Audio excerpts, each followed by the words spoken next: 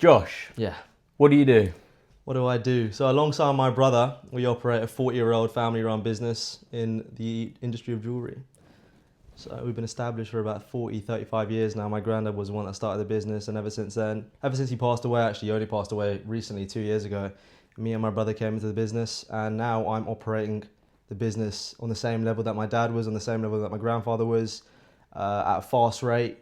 So that's what I do. And how long have you been doing this for? Been doing it ever since I was 16. So I dropped out of school straight after GCSEs. I did about 2 weeks in sixth form. I realised that it wasn't really my thing, and I needed to help my dad out in the business because, as I said, my grandfather passed away. So after his death, it was very difficult for my dad to sort of survive in the industry on his own. So my brother and me decided that we need to fill in his shoes, and so we started as well in his journey. You mentioned before that you got into starting to learn the sorts of things. So it's a jeweller's shop, right? Where is it located? West London, Southall. Southall. Yeah. And you learned the ins and outs of the shop and how things work there from quite a young age.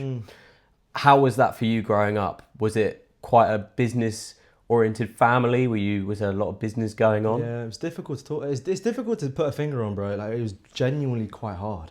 You can imagine when we came into the business for the first time, there was so much to learn, and there was so much that me and my brother had to pick up on basically straight away. And my dad was harsh. Like you know, my dad's a great guy, obviously, and he's a very thoroughly intellectual individual, but he's brutal. Just as much as he's smart and friendly at times, he's just as brutal. So picking up on everything in the business, and when I say everything, bro, everything. So from operations, which combines accounts, whatever, through operations, right, accounts or handling the logistics of incoming shipments, to stuff like marketing, and then in general sales, we had to pick up on everything like that. So that's really helpful though, because who said it? You can't have a great character without going through great struggle. But yeah, my family's always been very business oriented. So at the dinner table, we'd always be talking about, shop, how the day's been at work, what they can do to progress, etc., etc. Yeah, I believe what you touched on there, I think it was Alex Hormozy said something. Yeah. Where if you were to create a character, if you were to create a human being and you wanted them to be patient, you probably wouldn't give them things immediately. So there's definitely a power in growing up, learning these types of discipline from your dad, as you mentioned. And how do you think that's made you today as a person? Do you think a lot of your personality and your drive and your business mindset you've adopted from your dad? No, I was thinking about this the other night as well. I don't think it came so much so from extrinsic experiences, man. I think it came just from within you, isn't it? I always say this as well. I don't think anybody can change you as much as yourself. So no amount of, let's say, reading books, or no amount of actually, to a degree it can, right? I think you need to set yourself on the right path. So my dad's always set me on a path of obedience and growth, but I never really wanted to take that torch from him until recently. I myself realized that shit, I want to actually do something with my own life. I want to be a reputable character. I wanted to be an indefatigable force on this world, isn't it? And that was something that I came to conclusion by myself, to realization by myself. So I think there is things that you can do. So for example, my dad was this massive influence on me. There's things that you can do, right? Be a positive force on your son or whatever. But I think a lot of it does come from within, because we've seen multiple people that we know in our life that may have those extremely positive, powerful forces that are acting on them extrinsically, but they still don't really do anything with their lives. As brutal as it sounds, it's kind of true, isn't it? It's very true, and I think you're right. Like that, everyone knows themselves the best. No one knows you like yourself, and you know what you like, and you know the sort of things that you want to do, the sort of things you're interested in. But you're living this life for yourself, and now obviously it's probably quite nice for your dad to see you, doing well at the business that has been run by your family for generations now. I'd hope so. But as you mentioned, I think every human being has their own inner conflicts and also inner drive to get to a place that they one day dream of getting to. Yeah, but you need to act on it, man. Like me and my brother, I think we're very. I don't know if it sounds. No, it doesn't sound arrogant. I think it just sounds self-assured. Me and my brother are very different, I think, compared to a large contingent of the world. by the means that, because we've even employed people in our business that say, or have on their CV, let's say that, oh yeah, I can do this, I can do that, I'm very passionate and I'm very smart, but they don't do shit really. Me and my brother are the sort of people that if a task is given to us, we'll do it there and then. Do you know what I mean? We won't wait on it, we won't piss around, we'll just do it straight away, and we'll do it to the best of our ability. So if somebody says to me, if I ask somebody to do something for me and it's not to the best of the ability that it could have been done to, right? If it's not done as perfect as possible, I don't think it's perfectionism. I think it's just, if you can tell yourself to do everything that you do consciously and with a good effort, a good enough effort, which will be almost towards perfection, then there is nothing in your life, there is no hurdle in your life that you won't be able to conquer. That's got to be true, isn't it? Yeah, for sure. And I don't think it's arrogance to say any of those things. Yeah, hopefully not. I think self-assurance is definitely it's key, man. It's key. It's definitely especially key. for young men nowadays, especially as well, isn't Exactly. And self-assurance and self-confidence are very tightly knitted together. And I think both are derived from, are you who you say you are? You generally find people who aren't confident. They portray themselves as something that they're not. And then they can't show up to it. So therefore they're not certain that they are the person that people think they are. And that's where you miss a bit of confidence. Whereas if you do the things you need to do, as you said, the key element of action, if you do the things you need to do and you are the person you say you are, there's a whole new aura about yourself. You're not, people don't think, oh, he's, cocky, arrogant, egotistical. There you go. People will think, he's a man that knows what he's doing. That's what I think, man. That's exactly how I think. I think there's two sides to the spectrum. One side of the spectrum is an individual who is very virtuous, somebody who works very hard, is very humble, and they achieve things in their life that others may look at in a jealous way, isn't it? Somebody's going to look at, let's say, Jeff over there, who's got a lot of shit. And Jeff's obviously got a lot of shit because he's had to work hard for it. He's grafted it. Nobody's going to see that grafter, right? And then there's, Gregory. Gregory's been given everything on a silver platter. He's got the exact same stuff as Jeff does, and people look at him with just as much jealousy. But if you know Gregory, you know that he's a dickhead. But you know that the other geezer, Jeff, he's a great guy, isn't it? And so that then the feelings that you might have had for Jeff in the beginning of maybe hatred or enviousness, it subsides because you realise that this man's aura is actually one of virtue, and he's a great guy. So you can't really hold any hostile feelings towards him, because how can you? I don't think anybody can have disrespectful feelings towards an objectively respectful man, right? I'd agree with that. I think an objectively respectful man he goes about his day with meaning, and he has a certain type of power about the way he does things. He's not a tyrant in that kind of power way, but he's respect is earned, right? Yeah. Respect isn't just given, and I think you earn respect points if you are who you say you are. Yeah. And you operate in a manner that's, as you said, very virtuous. So, where are we going with this? The point I think I want to know is why do you think this as well, that not enough young men, let's say, nowadays are like this? Let's say all the things, let's list out right now, let's make a little category, few points that we can keep in this category of what makes a man respectful, what makes a man virtuous in today's society, a young man as well.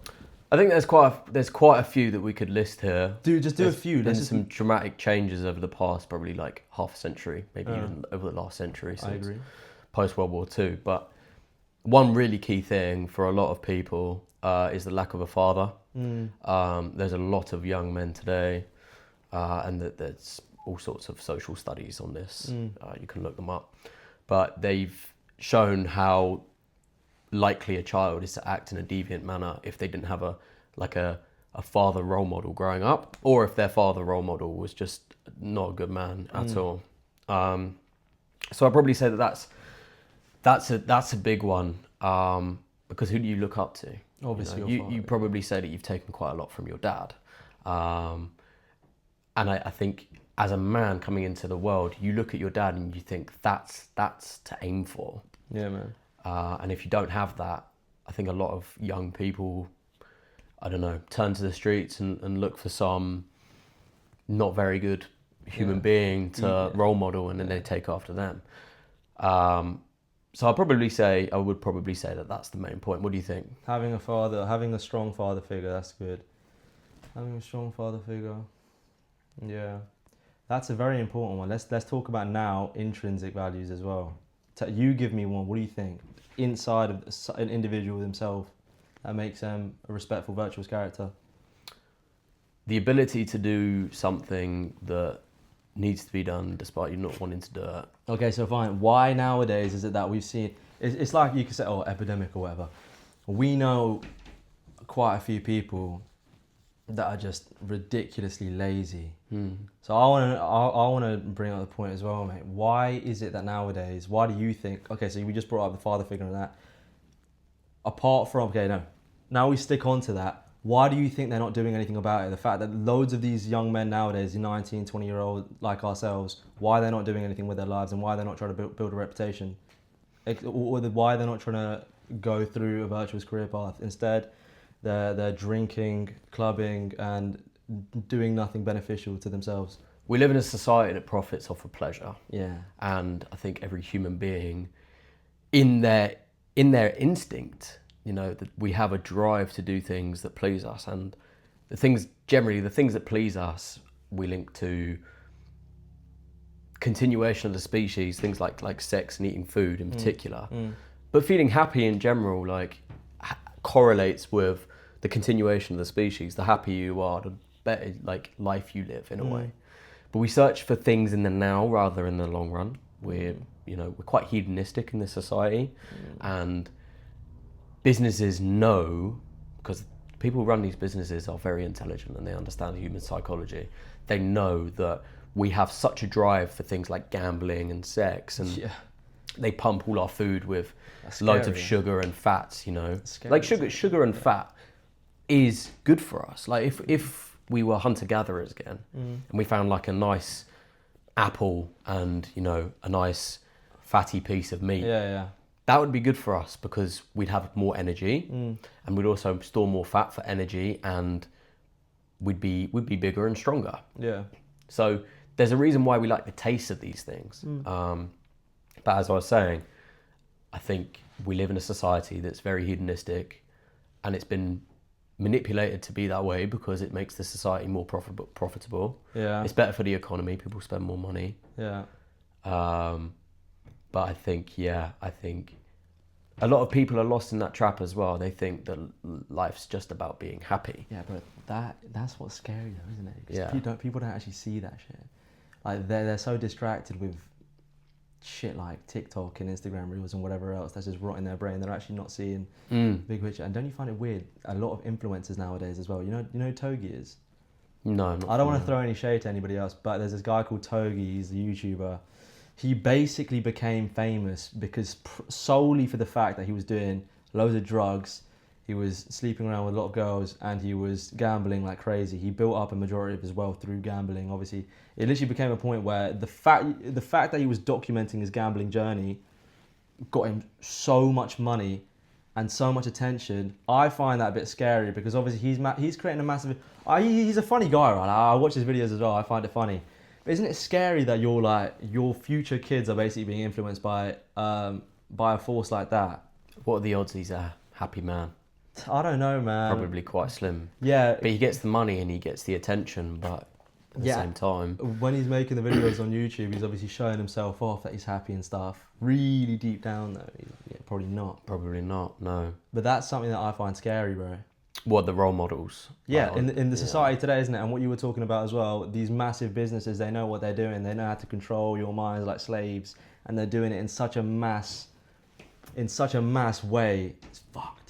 So those people that actually deviate from that control spectrum, they're actually able to do something with their lives. That's why this is coming back all the way to what we were just talking about like 15 minutes ago.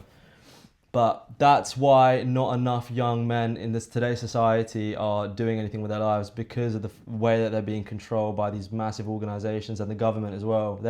They basically don't want they don't want nowadays a strong masculine figure with a backbone that can say no to things. In any aspect of life. Because why? Because they can say no to things, isn't it? And if somebody can say no to something, that means that somebody can ruin somebody else's great plan. Like if I was to walk into an office building and say to the boss, mate, that's a shit plan, and then everybody's like, hold on a minute, he can't say that to the boss, but he's got a point, it is a shit plan, isn't it? Yeah. Then everything starts crumbling, isn't it? And I do also think that, like, again, like one of the points was lacking of a solid, positive male role model. But I also think that, like, the world is way more secularized than it's ever been. Like, we don't have those religious institutions that provided people, you know, the good role model to aim for.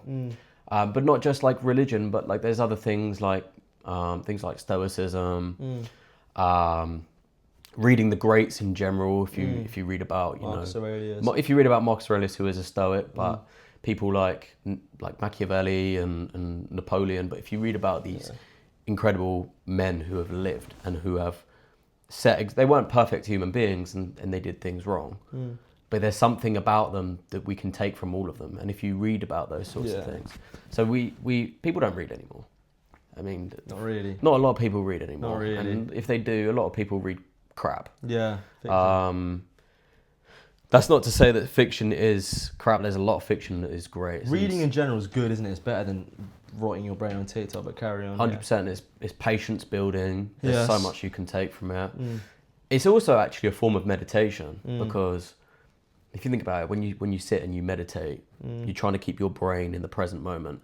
And if you read a book, if your brain's thinking like, what do I want for dinner later? What happened this morning? You think about the car crash you were nearly in this morning or whatever. You can't read your book. You're reading a book requires your brain to be in the present moment. So I think there's also a meditative aspect about it. Do you find that difficult as well when you're reading books? Because I find it difficult sometimes. When I'll literally be reading through it, and then as I'll still be reading, which is the weird thing, where I'll be reading. As I'm reading and going through the chapter or the page or whatever it is, my mind just starts to dwindle off into somewhere else, and I start thinking about complete absurd things, and I'll find that I've just gone all the way down the page, which is weird. I think social media has trained a lot of people's brains to be that way. That's what I was talking about, man. It's scary, isn't it? It is scary, but also I would say that I find it a lot more easy to read a book. Everything takes training. I mean, if you keep doing bicep curls, your muscle's going to get bigger. If you keep reading books in like trying to focus on a book, well, over time you'll get better and better at focusing on the book. I think people need to start. I think people need to start reading more. I think people need to start they need to start researching more into the readings of the great leaders like Marcus Aurelius, Machiavelli and stuff like that, because I think nowadays people care more about like I was gonna say physical training. Let's say you just brought up the bicep curls, and that just got me thinking. Everybody nowadays, that they want to build an exceptional physique and they want to have physical greatness. But nobody really wants to train their mind, isn't it, anymore? And that, if anything, is more important than your body, because this is just a shell, isn't it? There is definitely good value and good reason to want to develop your body, because it can help you a lot in life. Having a stronger body isn't just good for your health, though. Like if you go up to someone, and you've probably experienced this in your business, and you go up to another man and you are strong. You're a big guy. You've got big muscles. Obviously, having good fitness is good for your longevity, but if you shake a man's hand and you have a big figure about you... Yeah, your stature's well built. Exactly, and it indicates physical competence, which also indicates mental competence. Like going to the gym consistently, again and again and again, and showing up, and eating the right thing, and training the right way. It's a level of discipline, isn't it? It's an indication of like how in tune your mind is. Yeah, I think every man should start going to the gym, doing shit like that. That's important as well. But in general as well, how we train our body. When you do train your body, obviously as a side effect, you're going to be training your mind, isn't it, through disciplinary actions. But I think everybody should also take some time out and meditate and focus on their mental well-being too, isn't it? Because there is a few people, because I think bodybuilding or going to the gym or whatever, it does instigate some sort of, it can instigate, if combined with TikTok and social media and stuff like that, it can instigate mental, instigate mental problems, bro. Like some people, body dysmorphia, for example, that's not exactly a good thing to have, isn't it? And it does kick a lot of people's asses. Body dysmorphia is something that I think so many people face. Would you say you face it? In a different way. It's not necessarily negative. I'd definitely say it keeps me chasing because if you hit a good gym session and you have a big pump and you think, yeah, like that was good, I'm looking in good shape, I can definitely see that I am progressing towards something that I hold in my mind of where I want to be. Yeah. But you're always chasing your pump, and your pump is always going to be bigger than you are. So you're never going to stop, isn't it? You're never going to stop. But that's a good thing. I think in life, in general, Yeah. you reach one peak and you see a mountain even higher. But does it? Can you view it like that, or can you view it as, will you ever be happy?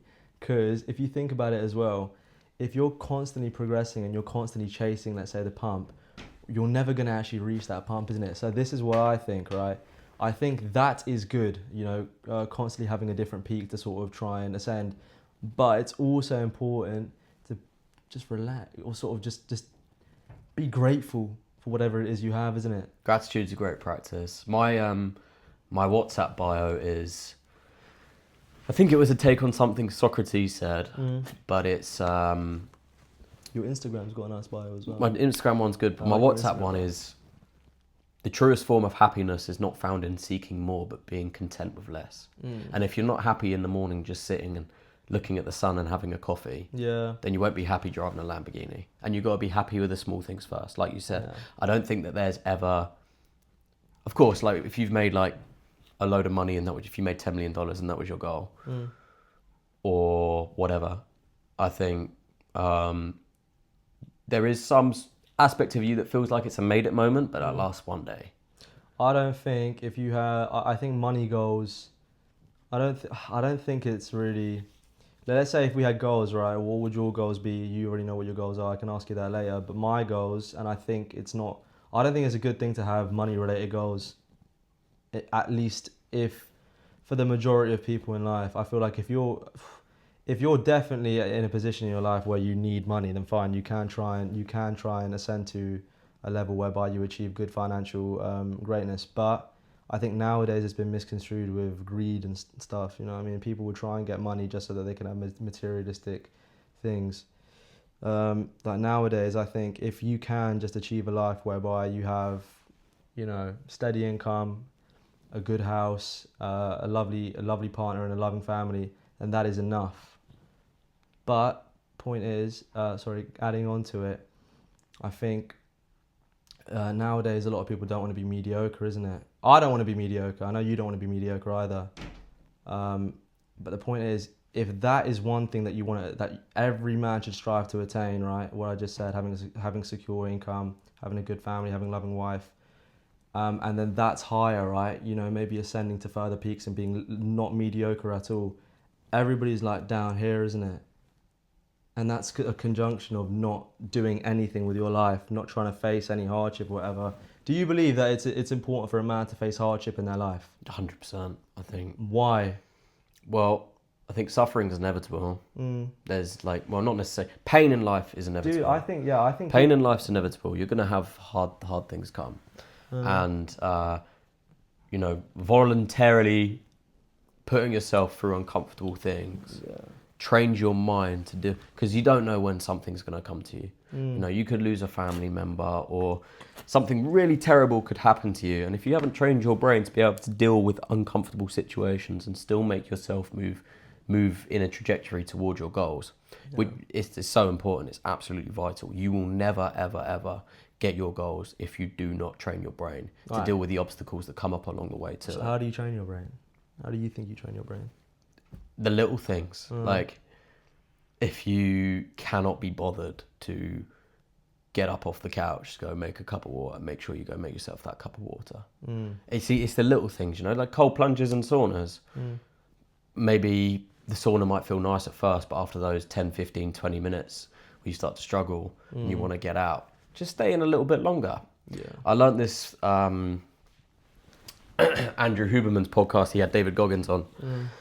And there is a part of your brain called the anterior mid-singular cortex. How the fuck do you remember that? I don't know how I remembered that. the AMCC. And what happens with it is when you do something that you don't want to do, it grows. And it's directly linked, I think it's directly linked to the thinking part of your brain. So it knows when you don't want to do something. Yeah. And if you continue to do it, it grows.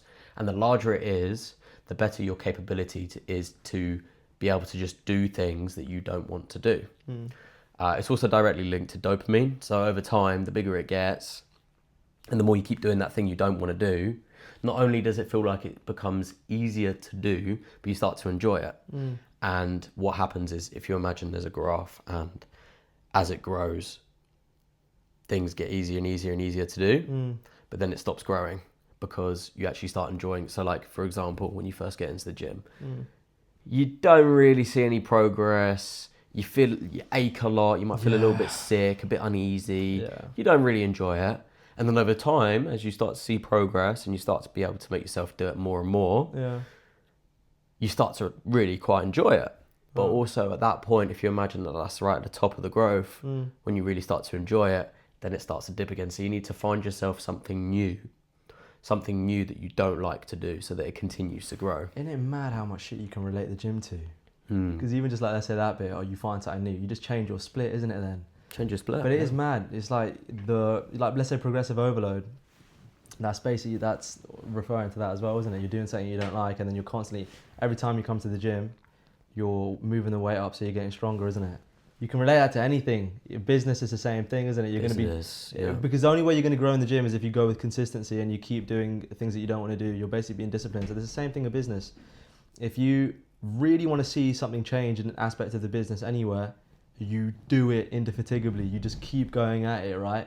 Doesn't matter if some days it's a bit sloppy. As long as you're doing it, then it's going to grow, isn't it? It's the same with the gym, man. It's kind of mad, isn't it? It's the same. It applies to absolutely everything. That's why I think every young man should be in the gym, isn't it? Because although before it sounded like I was shitting on it a little bit, the gym's mad important, isn't it? It's very vital. It's a great foundation if you want to like achieve anything. Like if you don't know, and I think it's very common for like in particular people our age, but this goes right up until some people never even really figure out what they want to do. A lot of people never really figure out what they want to do. But at this age, I think so many people feel quite stressed because understandably so. There's a lot of pressure even from like the end of primary school, you know, you got to think, I want to go to what school because I want to do something, you know. It's all bullshit though.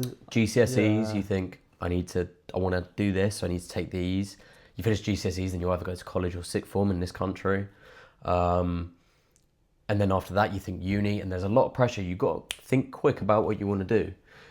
I think, bro, I think the schooling system is kind of ridiculous, especially in this country as well. Because if a lot of people don't really know what they want to do in life, like you just said, a lot of people don't really know what they want to do in life. And on paper, it might seem like they do. Let's say, for example, people that go to university, it might say on paper, yeah, I'm studying business management, or I'm studying economics, or I'm studying whatever it is I'm studying. They don't have a clue what they're actually doing. I know somebody who studies history, for example. He's not going to fucking use history. I don't know why he's doing history. He doesn't know why he's doing history either. So that relates to the point. And he's a young man himself, same age as us, 20 years old. He doesn't know what he's doing in life. So why is it not the same for a large contingent of the population? It is. It is the same for a large contingent of the population. And now I was watching a YouTube video about it as well. This economy is pretty peculiar, or I think it's going down the drain slowly but surely. Nowadays, if you're a university graduate, you can't even find yourself a job after university. But point is, nowadays, let's say universities, I don't know if it's always been like this. Do you think university has always been like this? You just go there to fuck around? No, like universities want more money, right? So they have a higher uptake of students than they would have however long ago. Yeah, so you have students, you're giving them loans, right? Which is obviously fueling the economy because your cash flow is positive. And then they're spending money on the economy by going to the clubs and doing whatever it is they're doing. It's good for the towns, it's good for the cities. Exactly, and then it's also good for the government because when they leave university, let's say they do get a 9-to-5 job or whatever it is they're doing, for the duration of their life, they're basically going to be paying back that. They're going to be paying back that student loan, and they pay interest on it, don't they? Do they? I think they do. I'm pretty sure they do. I'm pretty sure they do pay a little bit of interest on top. Yeah, yeah. Most of the time, but then it's also, if you don't pay it back within a certain time period, they scrap it. Oh, really? I believe. Oh no, I think you're right. You are right. But until that point, So basically, unless you're a bum, you are paying back your student loans, isn't it? Yeah. For the rest of your life, and then you're working as a wagey as well. I think it's really hard for people going to university. There's definitely positive aspects going to university. I know I sound like a dick saying that, university isn't good, but I think No. generally for a lot of people, it's not the best option. No. Yeah, And it's agree on that. a decision made with haste, and not all the time, it's the best decision to make. It definitely, if you do a course that provides you with a degree that's actually pretty valuable, definitely does open some doors for you. And you have a wider variety of options and paths to go down. But at the same time, like I said, the more people there are who are coming out of universities with degrees, and that's not everyone even comes out with degrees. True. But the people who do, and there's a lot more people coming out with degrees now than there were like 50 years ago. Yeah.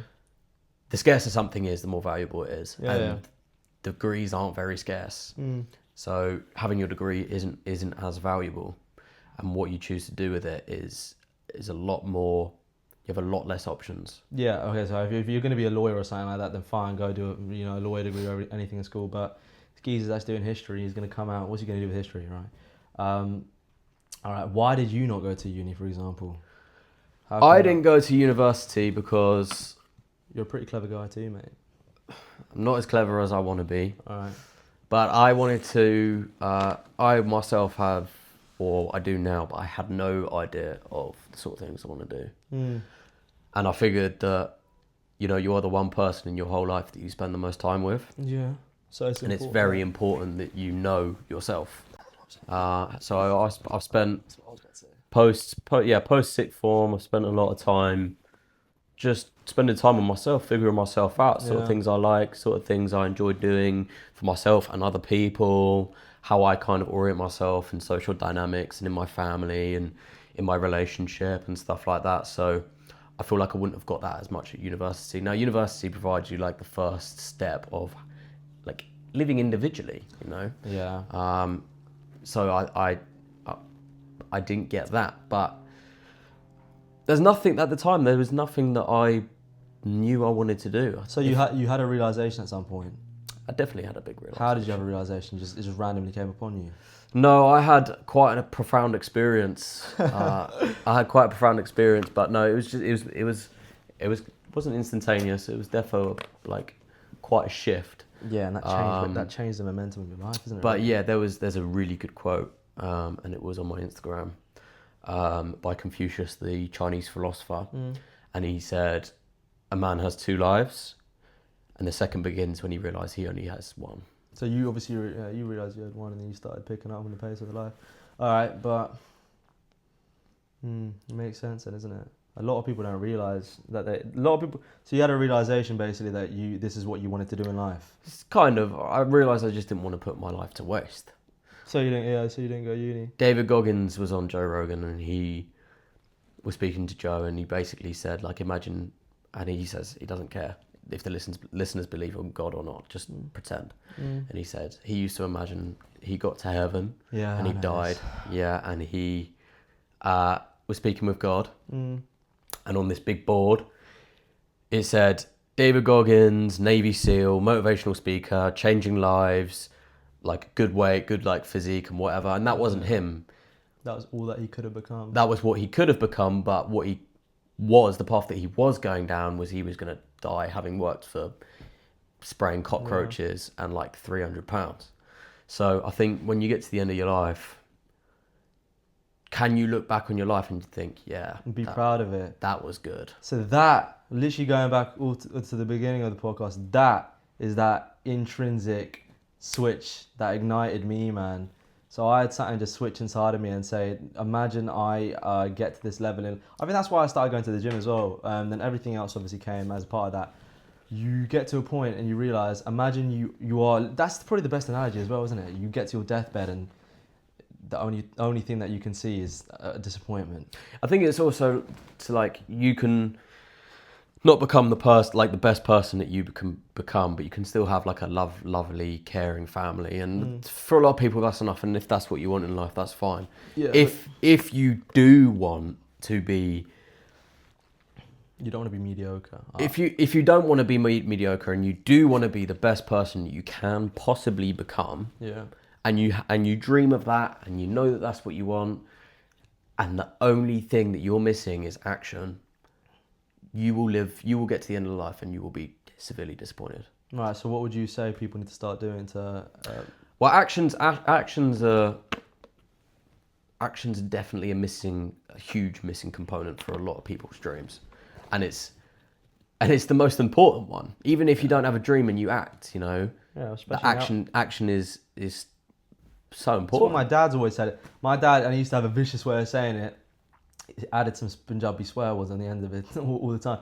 Do it now, worry about it later, isn't it? Yeah. Do it now, worry about Just it later. do it, and if you fail, you learn. Exactly. At least you learn, isn't it? But if you keep talking about it and you don't start it, where are you gonna get? Because if you start now, you get to here, it completely fucks up. Or actually, let's say you start, you don't do anything, it fails. You actually probably backtrack a little bit more. What movement would you gain from that? You learn about it. You learn how you fail, isn't it? Failure is feedback. Feedback is knowledge. Knowledge is power. Whereas if you kept talking about it, you're just going to stay here. You're not going to go back. You're not going to go forward. You're just going to stay exactly where you were. So even if you're not moving by a millimeter, you're not moving at all. Moving a millimeter, I'd rather move a millimeter or a centimeter than nothing at all, isn't it? If it means I'm going forward some way, shape or form. So action's definitely like the biggest missing component for so many people, and there's no wonder why. The negative emotions of fear and doubt, confusion's a big one. Confusion's huge, bro. Nowadays, especially more than ever. Tell me, what do you need to do if you want to achieve a better life? I think you need to sit down with yourself and ask yourself what you want, because you will get an answer. And if you do have that dream and you do know you want more for yourself and you maybe don't know what, that's fine. Spend some time with yourself, figure yourself out a little bit. There's an inscription on somewhere, I think it might be the Temple of Apollo in Greece or something, but it is literally know thyself. And that is so true, because if you don't know yourself, you never know what you want. So spend some time by yourself, go catch a flight to the other side of the world, go to Asia, whatever, and just spend some time with yourself, figure yourself out, figure out the things that you want. And then when you should come back and you know that, act immediately. You have to act. That's basically what ignore the fear, ignore the fear, ignore the doubt, ignore the noise. You know, you think this is embarrassing, what people are going to think, all of these things. You'll find it floods your brain and it's trying to keep you down. And it's fine, because that's part of our human nature. Our instinct wants us to be viewed positively by other people. Like if we didn't fit in with society around us, because we're such a social species, we wouldn't survive. Yeah, nobody wants to be a loser, isn't it? No one wants to be a loser, but that's where that comes from within us. If we did something embarrassing and we lost respect from the people around us, we wouldn't have been able to eat food in the hunter-gatherer camp. So that's come a long way for us. So you need to be able to block out the noise. You need to be able to face the fear. The fear is also a huge one. You're going to feel like you're really not going to want to fail. You're really not going to want to lose the money. You're really not going to want people to judge you. All these things. That's the biggest one in my opinion. Judgment, bro. Nowadays, I feel like, okay, even when I started with Sanjeev Jewellery's TikTok, mate, I felt like I was going to get ripped in. And why would I even think that? I thought that I was going to get ripped into by people that I don't even speak to anymore, because they might have viewed it as cringy or weird. Why would it be viewed as cringy or weird? Because it's different to what they're doing. And what they're doing is so mediocre. So, do you know, I'm relating things here and there. Yeah, 100%. People who are lower value than yourself, and when you feel like people are, they say this stuff and they don't want you to get better than them because it comes from an insecurity. So now are we not grateful that we're doing what we're doing now? 100%. We're trying to pursue our dreams, isn't it? In some way, shape, or form. I'm very, very happy for the both of us. So it is good that we're trying to do what we want to do. But as soon as you do overcome that, you're saying fear of failure, isn't it? But then fear of judgment too. So essentially fear at all. As soon as you mitigate fear, then that's when you can start to improve, isn't it, for the better? 100%. One of the cardinal virtues of Stoicism is courage, and I would say that courage is being able to do something that you don't want to do, no matter what. And in particular, courage is being able to face fear. I also think that, well, courage and bravery are practically the same thing, and I think that you can fake bravery, and that is bravery. I think there's a virtue that I follow. Yeah, is I would rather die trying than not trying at all, because I think dying in the pursuit of trying or in the endeavour of trying to achieve something is much more virtuous than sitting on your ass and doing nothing, isn't it? Yeah, what's 50 Cent said, get rich or die trying. Basically, man, if that's your goal, isn't it, and you don't do anything to try and achieve it, it's pretty stupid. And you seem like no, that then nobody will respect you, isn't it, as well? Well, I don't think it will be easy for you to gain respect if you are a lazy ass and you don't really do anything about what you want to achieve in your life. You defo want to try and respect. Yeah. Your life will increase immensely. The quality of your life will increase immensely if you are a respected person. Yeah, mate, your reputation is everything, isn't it? That's something else my dad used to teach me. I think I learned more from my grandfather actually than I did from my dad. That's why it was hard when my grandfather passed away, bro. Because he was more like a father figure to me than my dad was. He taught me some invaluable things, bro. Like incredibly valuable things. Like you had a conversation once with my dad as well in this house. He taught you some pretty valuable lessons as well. Imagine that, but times 2 with my granddad. Your granddad was a very wise man. He was very intelligent, so he taught me some crazy good things as well in life. And those are things that are now, because I've awoken them, now I think back to them, oh my God, holy shit.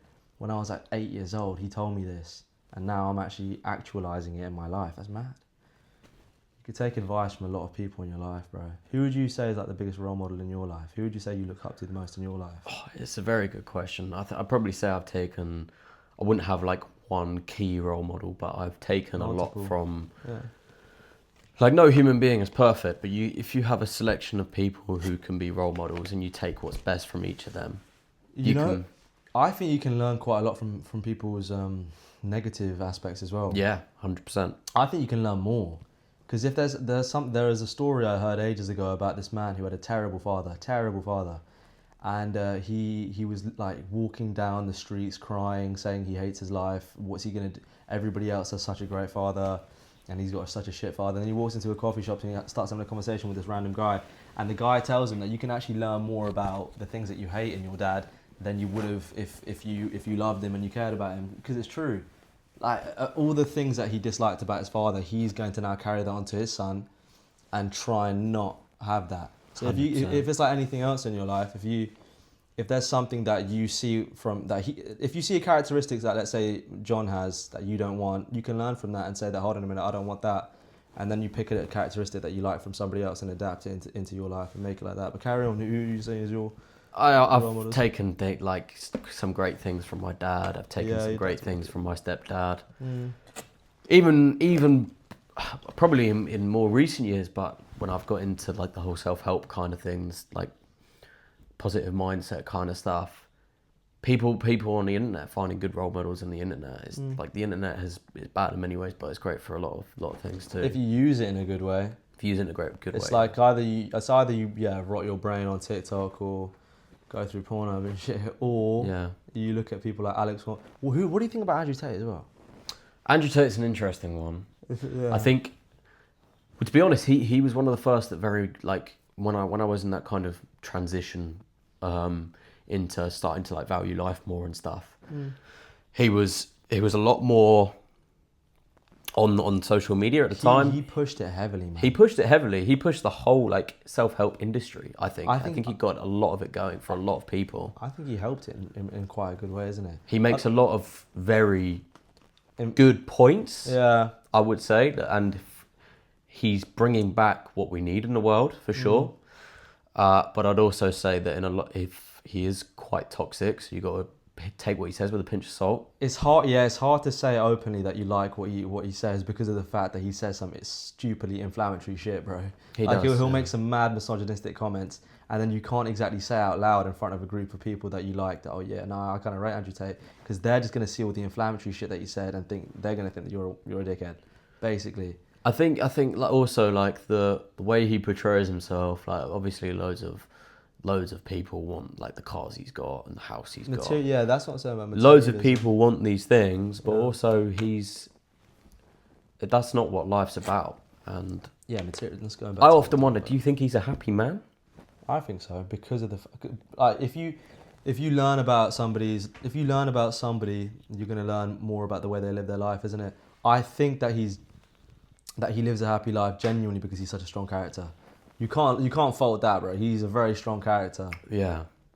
And what makes him a strong character is the fact that he's such a masculine force upon not only himself but everybody else around him. He does portray in a lot of ways the positive male essence. I don't agree with his views on like relationships and stuff. Yeah, I'm a big believer in monogamy. Yeah. And one-on-one. I don't think that... You know, explain monogamy to me, bro. I don't even know what that shit means. Monogamy is one-on-one. So Yeah, it's just monogamous is just male and female. Oh yeah, fine. So obviously he has has multiple females in the relationship. Double digits in the amount of baby mamas he has. Yeah, well that's weird, isn't it? That is genuinely a bit strange in my opinion as well. I think that's weird too. I think it says a lot about your discipline as a male to be able to just say, no, I'm happy with this one woman. I don't need any others. Yeah, and for women too. Everybody's very promiscuous nowadays, no? Yeah. Well, it's because it's been enforced by social media. Every negative thing about today's society, you can relay it back to social media. Social media, the media in general. It's fucked everyone's brains up. Well, why have people got short attention spans? Because of social media. Why are people so, let's say, money hungry in a bit of a nefarious way? Because it's media. Why are people so anxious? Why are people so self-conscious? Everything, bro. Yeah. Why have people got body dysmorphia when they walk into the gym? Because of everything that's being displayed on social media, man.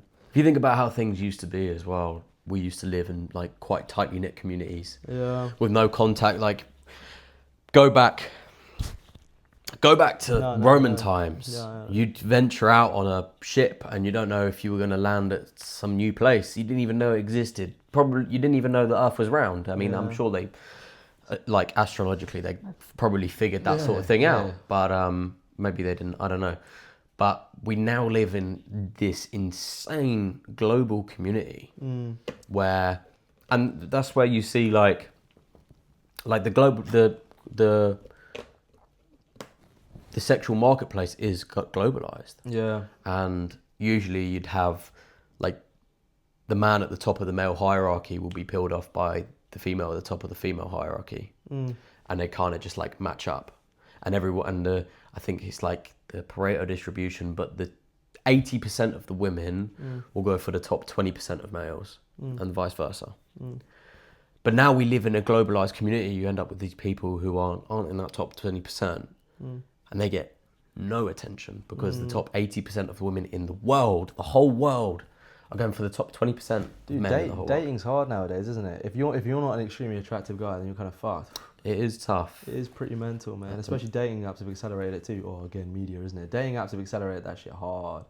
Dating apps have, I don't think that they've had. I think they've had a net negative effect. Yeah, but also that's just physical characteristics. If you're not an extremely good looking person, then you're not going to get a lot of attention from women.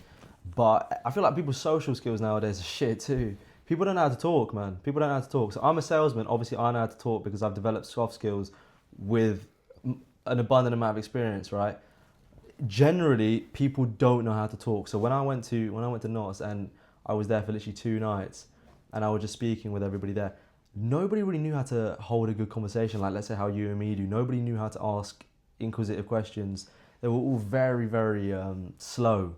So that makes a difference too. If you're trying to pick up girls, you have to be able to speak, isn't it? There's so much more to conversation than just text message. I think people are very reliant on just words on the screen to communicate. Unfortunately, Snapchat makes people communicate via pictures. It's pretty weird, isn't it? Right. When you think about how we're conversating right now, body language, tonality, the words you're using, you know, the volume that you speak at, you know, eye contact, all of these things we've basically just scrapped. And communication isn't just speaking and hearing.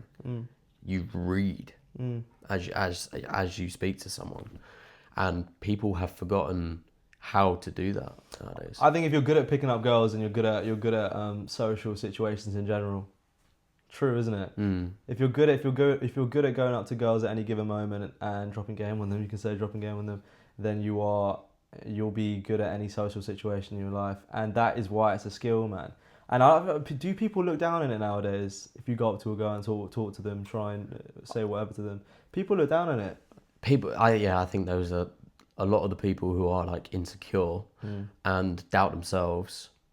Look at people who don't doubt themselves and envy that. Yeah. And will give you negative feedback and say, oh, he's cocky, he's arrogant, he's this, that, the other. Whether it's like being able to go and talk to a girl, go talk to just a random person in the street, ties back to that confidence thing as well. Everyone's got social anxiety nowadays, it seems, isn't it? People are too afraid to go up to somebody and have a conversation with them in the street without it being deemed as weird, isn't it? It's definitely an effect of social media. Everything negative is, what isn't there, man? But you see people like elderly people, and they'll just walk down the street and they'll be like, I think the world has changed. They won't say anything to you, or you're going to say they will say something? Well, they won't say anything to us, but I think that's just like a generational difference. I think they'd say like, hi Barry, how are you doing? Whereas like our generation will just head down, keep walking. In all fairness, when I was younger, my dad always used to say, if you see somebody, nod your head, say good morning, good afternoon, or good evening, whatever it is. The first time in like 10 years I had that experience was when I was in Northwood. I was picking up some fucking lotion for my mum. And I was walking. I was like, I'm going to say good morning to this lady. So I go, good morning. She says it back. And she had the biggest smile on her face when I said it as well. It's amazing how like much you can spread positive energy from just the simple things. Exactly. Like you probably made her day. And just being a social creature, man. Be a social creature. I think we live in such a hostile country. That's what I was going to talk about. This country, carry on. Why do you think we live in a hostile country? I just think that everyone's just in it for themselves too much. We live like individualism has been like, it's kind of been a good way in some ways to go for the country, but it's made everyone too by themselves, it's made don't care for other people. It's made everybody seem a little bit more callous. So what I was going to say is it's good for the game though. Do you know what I mean by game? No, as in nowadays, being an individual and caring about yourself, putting yourself at your own interests, center of your own interest, it will help you accelerate in life. But I find it depressing the fact that, let's say 1,000 years ago, how you were talking about you sit on a ship and go halfway across the world, you'd have a community, isn't it? And you'd be reliant upon that community. That sense of community is no more, especially in England. Don't you agree? I don't think there's any community anymore in this. For sure, in this and society. like multiculturalism has just divided us apart. We're so conquerable. It's insane. You know that protest that they did, Tommy Robinson in London the other day, and you see when Elon Musk was on the screen, he was giving out a speech and he was saying you either fight or die. I find it mad how people weren't able to see that he was trying to control you. In my opinion, I think maybe there was some truth to what he was saying, fine. But I also think that this is what we were talking about earlier about the mega rich, controlling billionaires at the top of the spectrum. They're trying to split the average Joes. Divide and conquer is the most simple, tyrannical technique that they've used thousands of years. You divide the population, they can't come against you as a collective. It's very collective is more powerful than one really strong person. It's very prevalent nowadays, isn't it? And this relates back to men are weak nowadays too, isn't it? So there's not enough no's and too many yeses.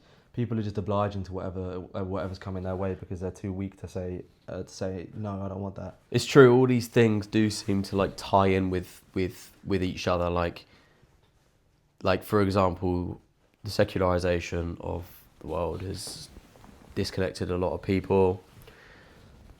The stripping away the masculine values from men, saying it's toxic to be masculine. All these sorts of things, they do make us more conquerable. The great book. Have you read 1984, George Orwell? No. I definitely recommend reading that. I'll pick that up. If you want to look at the way the world is today, or the way that things are starting to go. It's a dystopia, so it's just like Big Brother, basically. What, Fiction, but it's very meaningful. And you have basically Big Brother who sets the rules for everyone. No one really knows who Big Brother is. But it's just complete authoritarian society. Look at North Korea. That's the most similar thing to That's mad, isn't it? 1984 is. Life is a game, mate. We could have been born in North Korea.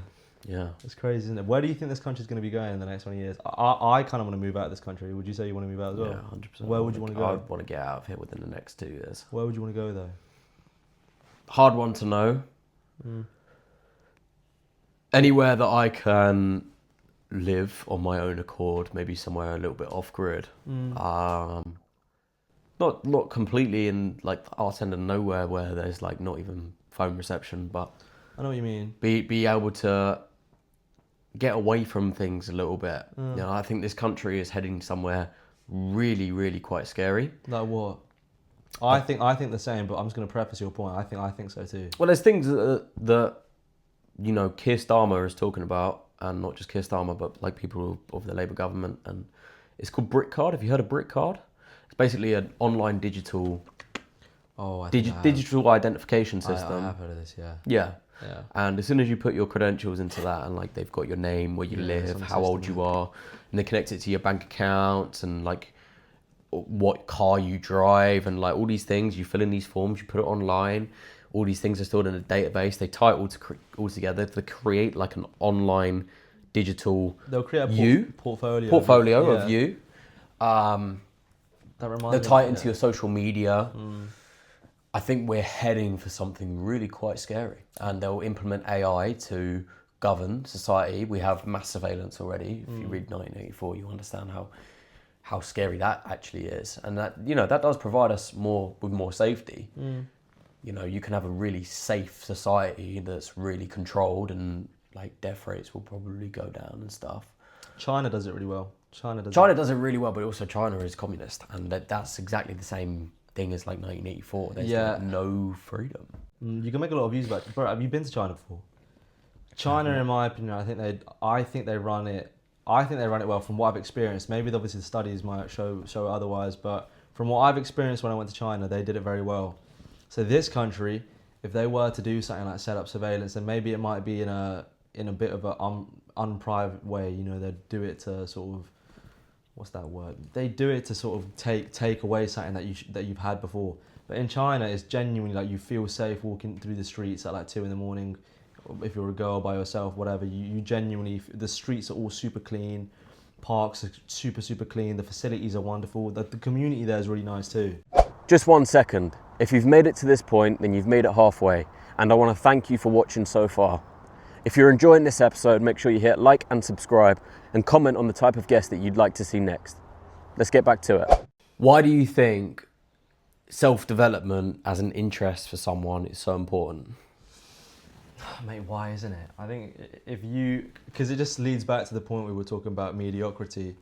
If you don't mind getting to your deathbed and looking at yourself and saying, yeah, I was a chicken nugget, then cool, carry on, isn't it? But if you want to actually develop some sort of reputation for yourself, for me personally, it's self-development is important because I have goals that require me to develop. For example, if I wanted to hit 120 kg on bench, I need to develop my strength. If I want to grow my business so that it's not just in one part of the country, it's in 2 parts of the country, and then we moved it to a different part of the country, we need to develop. So self-development will only interest those people who seek to attain a unmediocre life. Do you know what I mean? Does that make sense?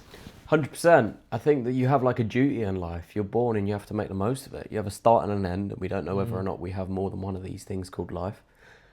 And again, like when you get to the end of your life, are you going to look back and think, I really did something, or are you going to think, well, I wish I did something? I think life in general as a concept is quite interesting to wrap your head around. Like, I personally think I don't think you can wrap your head around it. Exactly, but I think I would say it's sort of a blessing that we've been born into this world. It's very difficult to make a complete stance in it. I'll just make it completely brutally honest. I think it's a blessing that we've been born into this world. It's easy for us to say, maybe because we've been given a relative amount of privilege in our life, but I think it is a blessing because you get to experience all the wonders of the world. And every individual should go through life in a positive way. Nobody wants to be around a loser, mate. Nobody wants to be around somebody who's just, flatline, dickhead wanker, basically.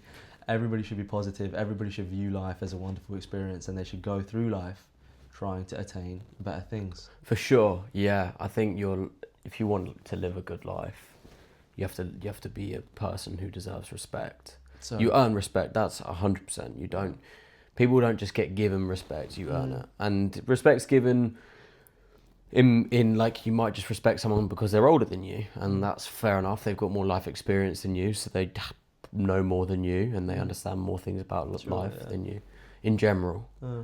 But like, you can respect someone and not like them as well. Like, you don't really have a boss, but people have bosses, and you think your boss is a dick, but you respect them because they're a good boss. Yes. You know, that sort of thing. But I think it's also important, if you want to be liked, I think everybody should strive to be liked, obviously.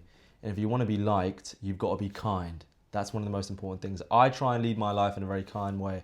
So I want to treat everybody the same way that I'd want to be treated from them. Do you know what I mean? So if I see somebody, or if some let's say I'm ordering a coffee in a coffee shop, I'd like to ask that person, how are you doing? Thank you very much for this. Do you know what I mean? For sure, yeah.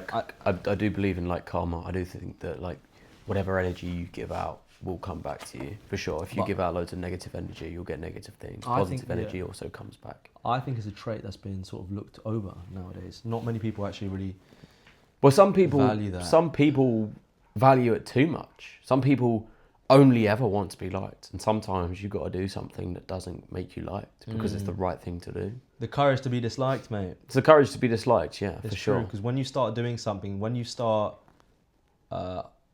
developing in ways that aren't similar to a large contingent of the world, then people are going to start thinking of you as potentially better than them, quote unquote. So a lot of people, I've actually had it firsthand. Some people have said to me and my brother that we think that we're better than them, quote unquote, which is quite a malicious thing to say because of the narrative given. They were saying it, but I don't. It's not a bad thing, is it? If I'm better than another person, is that really a bad thing? I think you work for it. You earn it. Yeah, you deserve it. Exactly. There's difference, though, isn't it? And they can do their own things to keep up with you. Yeah, there's difference, though, isn't it? There's but people saying that sort of thing to you, they just want to keep you down. That's the thing. It's either they're saying it out of a place where they think that you're arrogant, but they really don't know that they're completely wrong, isn't it? Because I think a lot of people will think that if there's somebody looks at me and Lux, let's say, they think that we are these two kids that have been privileged with life on a silver plate, but they don't really actually know what has gone behind it. So I don't blame them for having those views about us, because from an outside perspective, it does seem like that way. But you don't know how I've been brought up. You don't know the things that I've had to do. You don't know the achievements that I've created for myself and the paths that I've opened up for myself. So for anybody to make a point like that about me, or if I was to make a point like that about you, not knowing anything about your background, it's not fair, is it? At all. No, 100%. I think people will do that regardless. Yeah, and it relates to kindness, isn't it, nowadays? People aren't exactly kind, they're just selfish. No. And individual. Selfish. Yeah, 100%. I think that's one thing that your dad did. And your mum, of course, she was 50% of raising you. So I think that's one thing your parents did. Yeah. When raising you, because obviously you had the business going, your family was generating a fair amount of wealth, and you had that going on around you, but also you, as a kid, you weren't ahead of yourself. You appreciate the small things.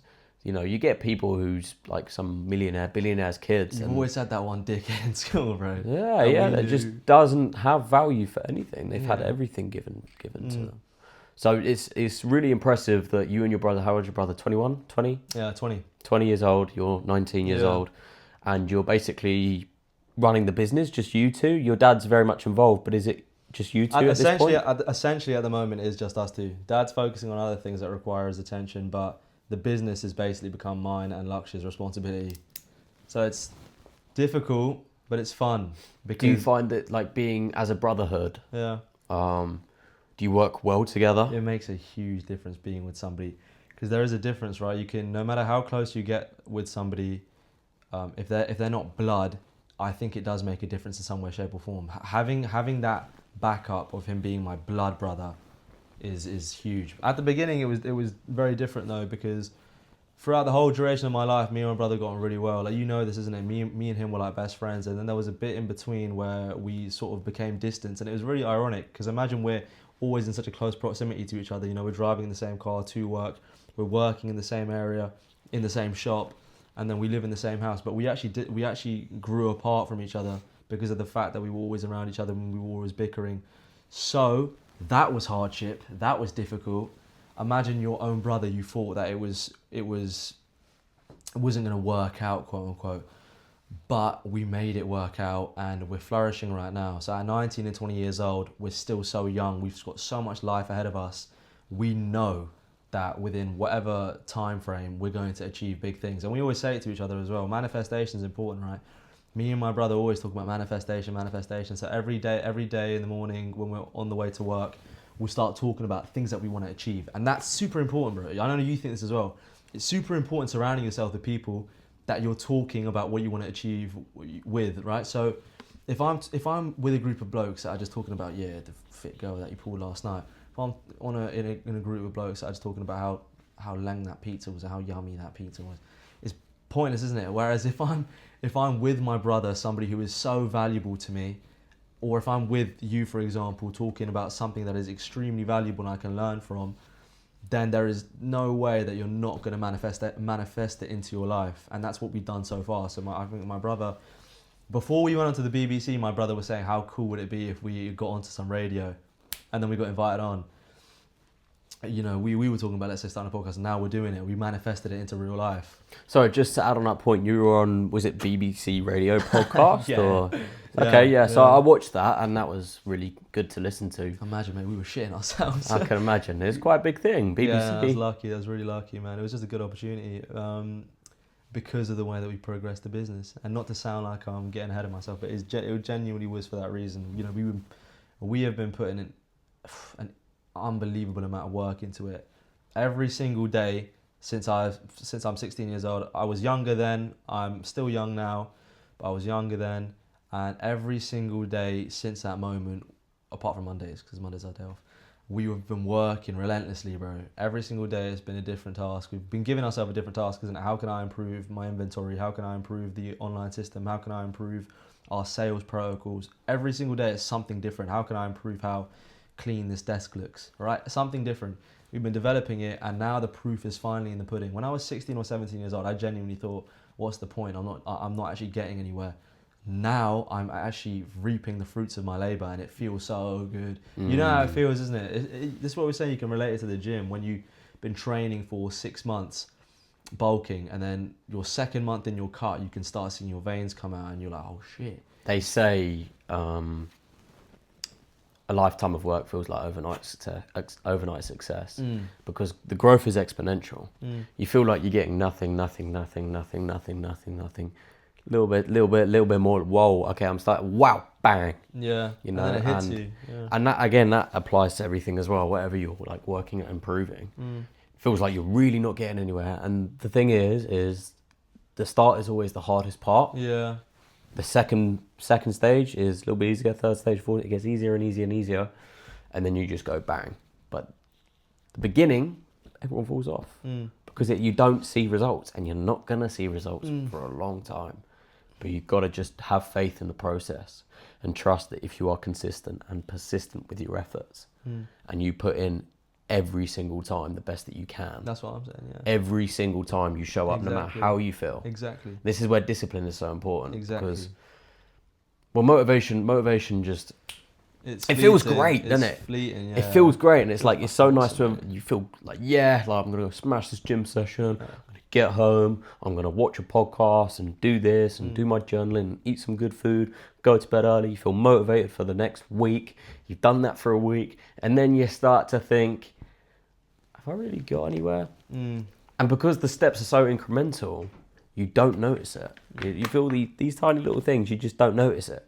You come across someone you ain't seen them in a year, and they think, "Wow, you've put on some big size." Yeah, it feels good though, doesn't it? yeah. But you don't know. Yeah. Because you see yourself every day, and the little changes feel like you're not really making any progress, but then someone sees you and they haven't seen you for like a year, and it's just this fat bit of progress that you've been through. Yeah, it's nice because you're not going to really notice it yourself. It's nice when you have a block like that. So let's say you have a block where what I mean by block is somebody sees you that you haven't seen in a long time, and they measure your growth for you, isn't it? That's pretty cool. That's why I think it's important being surrounded by people that are on the same level as you, isn't it? Because then they can help you measure your growth too. They can also help you try and scale your growth. Because if you're around people, you surround yourself with people that are on the same mental level playing field as you, they're going to be constantly talking about their achievements as well. They're going to be talking about your achievements while you talk about their achievements. And then from there, obviously, you start talking about your future achievements, and you're just going to keep getting further and further down the line. So, for example, we have employed this new guy. His name's Archie. He's a really, really smart kid. Like he's pretty clever. He knows what he wants to do in life, and he knows what he wants. And I find that super impressive, man. The fact that he's 17, 18 years old, there is not a single, I can even say person, apart from, let's say, you. There's not a single person that I've met in my life that's as young as him that's wanting to achieve the things that he's wanting to achieve. I could say even as young. I haven't even met like a 25-year-old that's on the same sort of mental game as he is. But that's maybe because I'm not putting myself out there enough, man. Like, I want to go to some more networking events. I want to be a part of more things like that. Because I find it difficult. It's not easy. It's not easy finding people to surround yourself with that are on the same headspace as you. No, you need people around you that, like... It's important, isn't it? It needs to be a value exchange. There comes a point where... Like Alex Hormozy said. Yeah. Like Alex Hormozy, what is it? I think it's Chris Williams and Alex Hormozy, the lonely chapter they call it. Yeah. They might not be the ones who came up with it, but that's where I heard it. Loads of people have. Same. But it's true. It's so true, and it is so tough. And I think there's this real dark stage of your progression where you feel like you're the only one, no one else gets you, and you really, really, really need to develop a sense of faith within you that you are going to get what you want to get. Did you have that as well, that lonely period? I think everyone does. Yeah, I didn't realize that everybody had it, because I knew Lux had it when he first came into the shop, and I was still in GCSEs. I remember he used to be quite lonely. Yeah, you can say lonely. And I thought it was just maybe because of I don't know what was going on with him. But then I experienced it for myself, and all those emotions whereby I couldn't really understand how he was feeling, it came flooding to me as well. And I was like, wow, shit, I'm feeling it too. So there was a stage when I came out of GCSE. When I came out of school in general, I didn't have really any social circle because I wasn't putting myself around people, full stop. All I was doing was going work, going gym. And sure, I was growing, but it was also, the lonely chapter for me felt like it was, I felt like I was getting nowhere until I had those blocks where people sort of helped me measure how much I was achieving, and then it slowly subsided. But did you have a lonely chapter as well? How did that feel for you?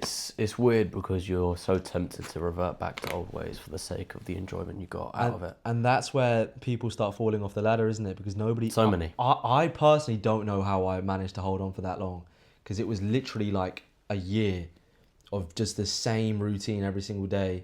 It felt like life was going like, it felt like life was just blinking through my eyes. Although I was doing the right things, I wasn't really doing it that purposefully. I was just doing it because I was put in a forced position. So when I first left school, I was trying my best to help out in the shop, but because of all the chaos and all the backlash I was receiving from my dad, because that's just how he was, he's a strict character, it felt like every day was just going past, bro. I didn't actually feel like I was living life. Do you know what I mean? I was trying to develop the business, and I was going to the gym every single day. That's when I got my bench to my PR, and that's when I built the most size I did in the gym. But it didn't feel like I was going anywhere, which is really ironic. It's like paradoxical almost. Strange. Now, if I say in the gym, I actually haven't really made that much progress in the gym recently, but it does feel for some reason that I'm progressing more in life in general. I don't know if you feel the same.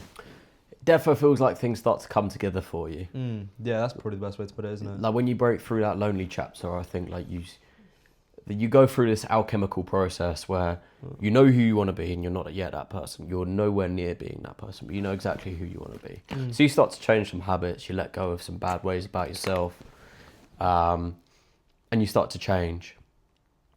And you also, you kind of have this, have to have a fake it till you make it kind of way about you. Yeah. You have to start walking around, and this is one of Jordan Peterson's 12 rules for life. Yes. Is stand up straight with your shoulders back. Yes. And what he means by that is, if you stand up straight with your shoulders back, you portray yourself as someone who means well, is business, and you start to get treated. Start to get treated like that person, and that feedback loop is what makes you start to develop that self-belief that you are that person. Yeah. And it kind of just grows and grows and grows. And then the more and more you become this person, you move from here to here, and you break through that lonely chapter, that dark area in the middle, and you get through the light at the end of the tunnel, and you become that person who you wanted to be. law of attraction, Yeah. you start to realize there's way more people around you who are like you. I think It's just the transition from here to here that just feels so long and so draining. That is difficult. It is funny though how life has a way of making everything fall into place for you so long as you put indefatigable action into it. That's one of the things that I talk about all the time. I think if you want something bad enough, right, then the universe is going to help you achieve it in some way, shape or form as long as you put action into it. You can't just wait for shit to happen to you. You got to do it. But when through the process of you doing it, it will start coming into place, isn't it? I think another thing that I used a lot too, positive self-talk, mate. That shit helped a lot. Literally, anytime I was going through something, I remember I was talking to somebody else about this as well. When my dad used to say some shit to me about something, and I used to think to myself, shit, did I do that task wrong? Was I really that useless in this endeavor? And then that was negative self-talk, isn't it? So I started to develop. This is something that I really like doing. I don't know if I've told you about this before. I love speaking to myself in a way that makes me feel like I'm, the big bollocks, mate. Like I'm Iron Man or something. I'll just keep telling myself that, nah, it's all right. I didn't make a mistake here. I'll just do it again. Don't worry about that. Shake it off. Fucking try again. Stop being a pussy. You know what I mean? Stuff like that. That's helpful in my opinion. What would you say you do that helps you clarify your brain? I think when you wake up in the morning, like you have that first moment, those first moments of the day are the foundation of how your day is going to go. Crucial, dude. So, like with that sort of thing, I think write down to yourself, I am this and I am going to do this. So journaling. Journaling is sick. Journaling is a fantastic really habit. Really, really worth your time. You journal every day? Every day. I have done for 2 years. Is there a specific time in the day that you'll do it, or you just do it whenever? Yeah, ideally every morning. Yeah. Probably say I do in as soon as I wake up every morning, all the time. What do you journal about? There'll be a few times where I miss it.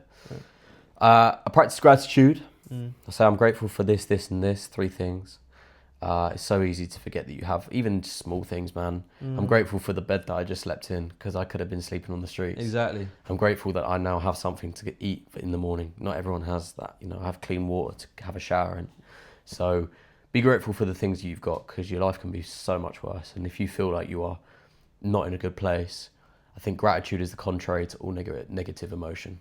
If you're envious, resentful, bitter, angry, sad, you can't be either of those 5 things that I just listed and be grateful at the same time.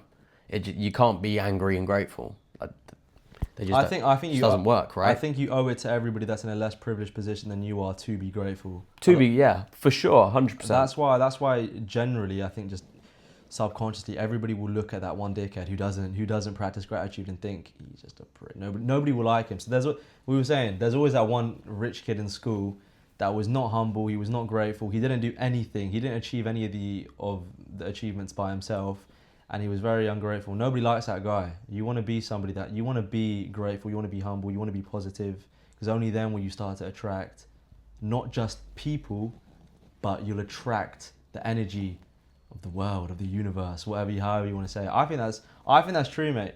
This whole energy stuff. 100%, yeah. Well, if you're a higher value, you attract higher value things in your life. Like for example, if you're a high value human being, if you're a high value man, you have the likelihood that you have a high value partner, female partner, or male partner if you're gay or whatever. The likelihood is so much higher if you're a high value person yourself. But also, you attract higher value opportunities. You attract higher value. Everything in your life is your vibe. Your value, your high energy value resonates with the other high value energy around you. Like people who are down, right? If you're down, whatever it is, it's made you down, and you haven't got over it yet. You have a low vibration, your energy is low, and you start to realize that you get ill a lot more. Your skin may get worse. You may feel more tired. You may feel like people are less kind to you. You may feel like that you're surrounded by worse people. You may feel like you've got no opportunities. You may feel stuck. All these things come in like a bundle together. But if you can manage to rewire your brain to think positively about things, you will realize that everything around you just switches. Most famous example in psychology is, are you a glass, is your glass Half full or half full or half empty? Yeah. And it's important that you say that that glass is half full. And that's just the smallest example. I think like another example between positive and negative thinking is the difference between pain and suffering. Dude, it's a very important, it's super crucial. It's crucial. It's crucial because to have. pain is inevitable, Yeah. as we said. You're going to have things that happen to you that are not good and not going to be very pleasant. Now, are you going to sit and dwell in that pain and think about it all the time and let it just sap the energy out of you and just bring you down? Yeah. Or are you going to alchemize that energy and just say, right, for example, Sarah just broke up with Bob and Bob is gutted and he's in so much pain and he really misses her. Now Bob can just sit there and try escape the emotions and watch loads of films and smoke loads of weed and eat loads of food. Or Bob can use the energy, all that sad and anger, and get in that gym. Yeah, it's and make it worthwhile. It's a weak-minded versus strong-minded individual. My dad's like that too, man. My dad has had so many experiences in his life where he's been fucked over big time. Like, he'd have business associates that would take so much money from him and just run away. And through all that time, this is something that I've learned to make me like. Sometimes my dad can be a prick, but I respect him, and this is what we were talking about earlier, isn't it? Because of the endeavours that he's gone through in his life, because of the things that he's conquered, he's quite he's quite a opponent, mate, in any realm of life, and that's you can't say that for a lot of people nowadays. But he's had loads of people in his life that have just stabbed him in the back, completely bluntly, just stabbed him right in the back. And he's turned around to that experience and said, fuck off, mate. Don't worry about it. Oh, I'm going to carry on doing my thing. I'm going to show you that what you've done doesn't affect me at all. Now, there's two types of people. There's one person, he sits down, he just watches pizza. He eats pizza and he just watches Netflix and he cries. And the second person picks himself up and says, fuck off, and just starts taking everything on. It's super important, isn't it? But nowadays, not enough young men, especially because it's super important for young men to be like this. Not enough young men are powerful in that way, dude. They're not ready to say no. They're not ready to state their mind and do what needs to be done, not they want to do. So that relates to discipline, isn't it? I think no matter what happens to you, you've got to, as a man, you've got to accept that like there's something that you could have done better to prevent what happened. Even if you don't believe it's your fault, there's something that you could have done better to prevent that specific thing that happened. Like if Sarah cheated on Bob and he thinks that's her fault, she cheated on me, no, Bob, you could have been a better boyfriend. You could have been more of a man. You could have provided more for her. She clearly felt the need to cheat because you weren't showing up for yourself. But this applies to everything. You need to accept that I could have done this, I could have done X better to make Y a better outcome, and I will take that on board, and going forward, I will do that next time. And then you have to have that kind of mindset about everything that goes on. Do you self-reflect a lot? Self-reflection is a very important habit, Yeah, would you say you self-reflect through journaling? Yeah, I would say I self-reflect a lot, yeah. How do you do it? Okay, so obviously journaling is probably one way. I say I self-reflect, literally I just speak to myself. Like I'll have thorough conversations with myself when I'm in my car, when I'm in my kitchen cooking food, or even when I'm sleeping. And I found that there's some nights I can't sleep because I'm just talking to myself too much. How would you do it? Yeah, journaling, speaking to yourself, sure, even thinking. It's fucking stupid to say out loud. No, people don't even think anymore, dude. People have thoughts, but they don't think. Yeah, like there's genuinely some people that I know that I can say outright he's brainless. Do you know what I mean? Like, there's some people out there that just don't have. They just it's blank. Flow. They just like nothing. Go around with everything that goes on. Yeah, so there's no feather in the wind. There's no purpose, isn't it? It sounds so brutal saying that again. I sound like a massive twat, but there's no purpose in that individual, and there would not be a smither of difference in this world to anybody if that person was to perish the next day. Which sounds very brutal again, but my point is, you have to have purpose, isn't it? You have to have purpose. In my opinion, it's the number one most important thing in life. Having purpose, even if it means getting, I don't know, the chair for your fucking teacher in primary school and moving it into the next room. That's giving you some sort of purpose, isn't it? But nowadays, not a lot of people have that, and I feel like it's because they haven't got the right guidance. It's like, let's say how you brought up that point about how Jordan Peterson the 12 ways that a man must live his life. you look at Jordan Peterson as some sort of maybe you could say fatherly figure, isn't it? Not a lot of people have that fatherly figure, because I've learned that sort of virtue from my dad, or my granddad, sorry. He's taught me that, and then obviously Jordan Peterson reiterated, and he made me realise even more that, okay, it's true. But not a lot of people have those models to tell them that this is what you're meant to do, this is how you're meant to act. And then, let's say on media, we found it on YouTube, Jordan Peterson saying this thing, or maybe, I don't know, Andrew Tate might say something here or there that might actually resonate with us. Not a lot of people find them in the first place. So I think, let's say YouTube, TikTok, Instagram, it can be a very useful resource, but at the same time, it can be just as bad. So just as good as it can be for you, it can be just as bad. And now it's too bad for too many people, as opposed to too good for too many people. Point is, basically, there is a lot of good knowledge out there on the internet that you can find, but not a lot of people are doing enough to find the good knowledge. They're doing nothing, and they're just letting themselves sink down the drain. If they don't have a role model like that to teach them in life, that's what I guess the point I'm trying to make is. Yeah, for sure. There's plenty of good role models out there. Jordan Peterson's fantastic. He's one of them. Jordan Peterson is I think he's an incredible human being. If you had to tell anybody that's watching this who to listen to, just out of, because the whole topic is basically growth, isn't it, right? Self-development. If you had to tell one person that you're trying to provoke some sort of growth upon, who would you tell them to go listen to? Because I think yours and mine is very similar. I would say Jordan Peterson. I think on the internet, I'd say like Jordan Peterson. Yeah. Chris Williamson is great. Excellent. He's very chill, and he speaks to some of the greatest people. He's a sick guy, isn't he? Chris Williamson's. You went to his talk as well, didn't you? Yeah, his talk was very good. Is he gonna have another one soon or not? He is doing another one, I think, next year. I've got to come to that. Yeah, Definitely Chris Williamson. But also, I'd say read the greats. Read Marcus Aurelius. Yeah. Read his meditations. Stoicism's kind of like a forgotten practice nowadays, isn't it? Well, it's definitely starting to come back. Hopefully. People like Ryan Holiday, who he's a historian, but he's author of a few books. Author of lots of Stoic books. Robert Greene, he studied lots of that stuff too.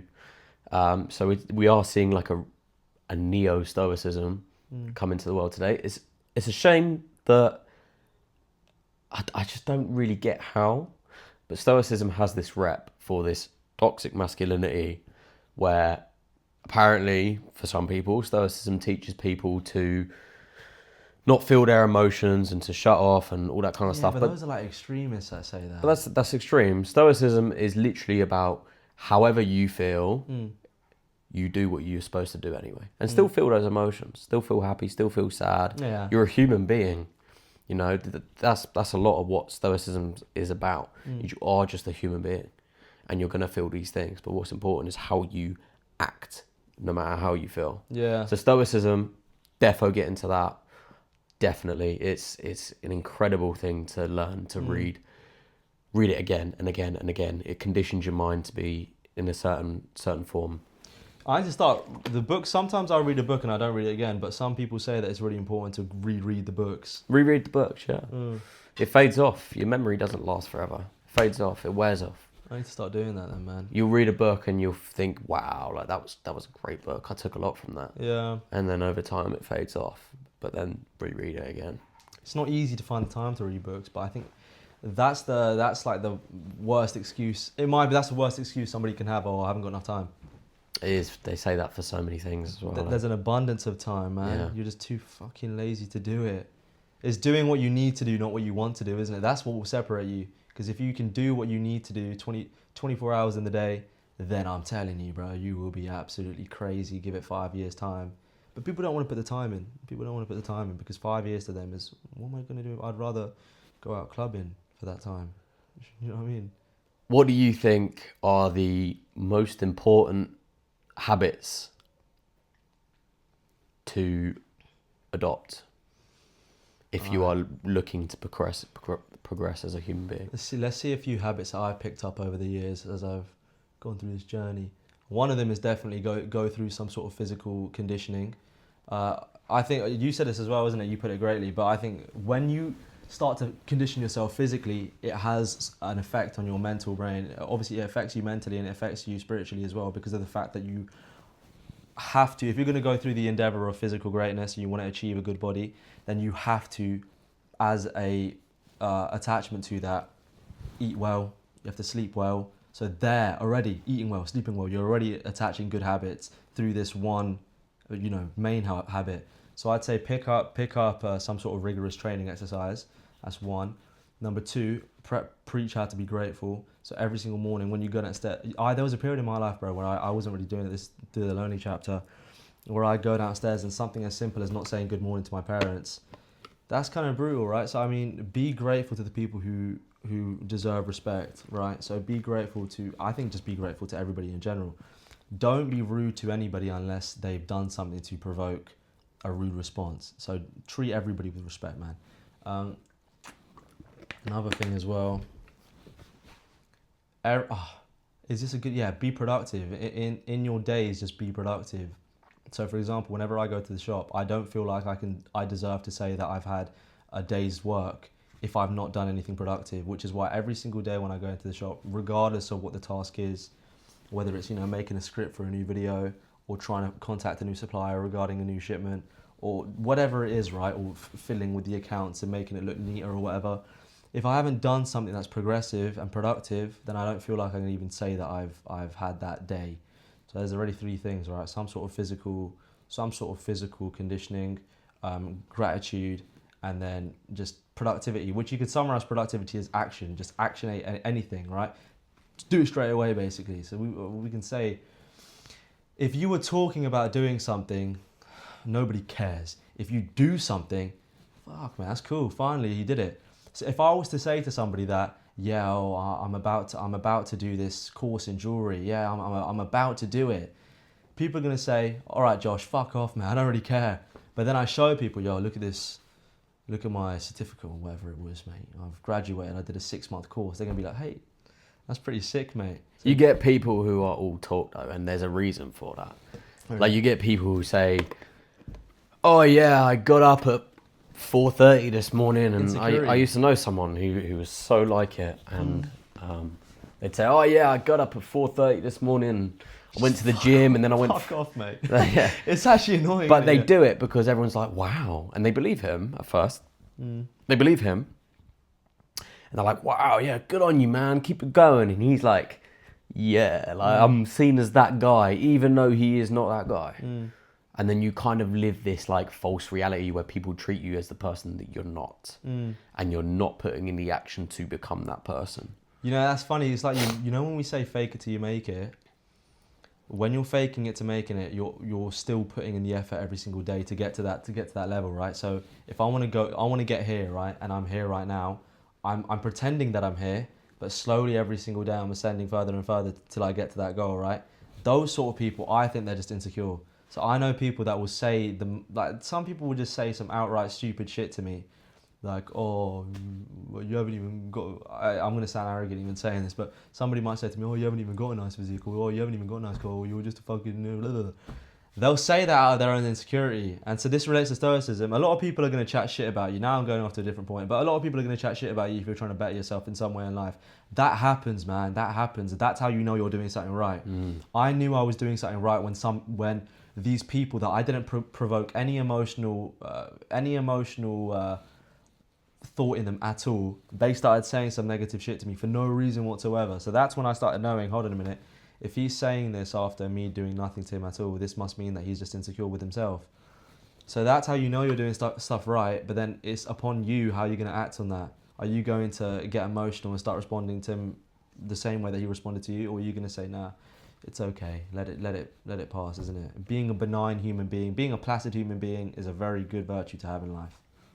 Yeah, like you can say there's a few virtues that a man should live by in life, isn't it? Yeah. I think, again, touching on stoicism, I think the 4 cardinal virtues are like, they're very good principles. 4 cardinal virtues. So they're wisdom, temperance, which is discipline, justice and courage. Correct. But like you said, you're going to feel the pressure, and you're going to feel the pressure to live up to the reputation that you have with people. Exactly. But that's a good thing. You've got to do it then. Marcus Aurelius is a great person to read because he was the emperor of Rome. He was at the pinnacle of the biggest empire in the world. He's probably at the pinnacle of the world, really. If the Roman Empire was the biggest empire, and he's the emperor of it, and there's immense pressure, and he has all the wealth, and he has all the fame, and he can get anything he wants. And the fact that this man is still living virtuously, Yes, and he still practices this stoicism. yeah. So If he can do it, you can do it. So he's a great role model, isn't it? He's a sick role model. So nowadays, the role models that we're being exposed to are literal degenerates, man. You know, isn't it like, let's say, any Twitch streamer nowadays or any YouTuber that's seen some sort of relative fame recently, they're just degenerates, isn't it? Just like music, just like Castillo is a funny guy, but he's just the shit he talks about. He's no role model, and people are, especially like, you know, the young are very malleable to everything they hear. Of course, they're extremely impressionable, isn't it? You know, like Bonnie Blue and stuff. Like, how is that even allowed to be online? I actually like what Tate said when he really, what was that? He said that she is the pinnacle of what the feminist movement has moved towards, and it did great things at first, but now it's just gone too far. And society has just completely switched. I think when society started moving away from traditional, marital values, that's when it started to deteriorate. And that's this whole thing about divide and conquer, isn't it? Divide and conquer, yeah. I think another great role model, to touch on what you said, like the world going more secular, like the loss of like religions and stuff. A great role model is Jesus Christ. Whether or not you you believe in Christianity or whatever, that is, as a description, the perfect human being. Why though? Because it teaches somebody how to be virtuous. Yeah, exactly. And perfect is impossible. You'll never be that person. Never, we're full of problems as humans. Like, we have problems. We're not great for anything. We can be better, and we'll always try to be better. As long as you strive to be better, isn't it? And that's why that ideal is because you'll never get there, but you can always move closer and closer and closer and closer. Exactly. It's like governments, they strive for a utopia, but they'll never get a utopia. Unfortunately, mate, it seems like governments nowadays just want to segregate and almost destroy the lives of the people that they're meant to be helping. Doesn't it seem like that? You're definitely moving more that way now. Yeah, Dominic Cummings and Liz Truss. If you remember Liz Truss? Yeah, mate, I did. Somehow. Yeah, but they spoke out the other day about, how they felt when they were in power, and they felt like they don't have any power. Yeah. They feel like no matter how hard they try, they just cannot push back against the people with the greater power. And this is very scary to hear. Dude, that's fucked up. Yeah, the people. Yeah, they spoke about this. You can find us online. Yeah, the people with the greater power. That's something I talk about as well a lot. When you talk about the Matrix and stuff like that, I think it's a good way to summarize it. The Matrix. It sounds a bit cringe saying it out loud, but it's kind of true, isn't it? This whole concept of the rat race. Again, it sounds like maybe I shouldn't be speaking about this because I'm in a state of privilege, but I can because I anyone can speak about it. Right. It's a problem. The way that it's just crazy how the media has managed to manipulate this term of conspiracy theorist to be used as a negative label of someone. Yeah. Naturally, as humans, as a society, we are meant to conspire.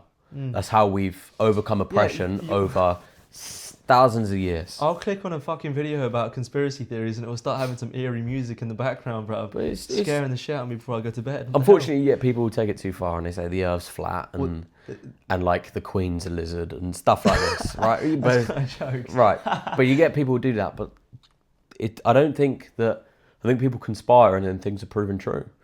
There's Alex Jones. You know Alex Jones?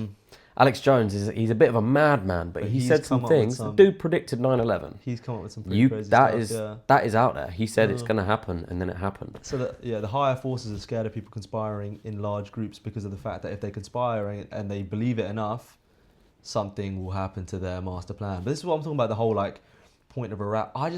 Sometimes I'll just stay up at night and I'll just deep the fact that you're just like a toothpick in somebody else's game, isn't it?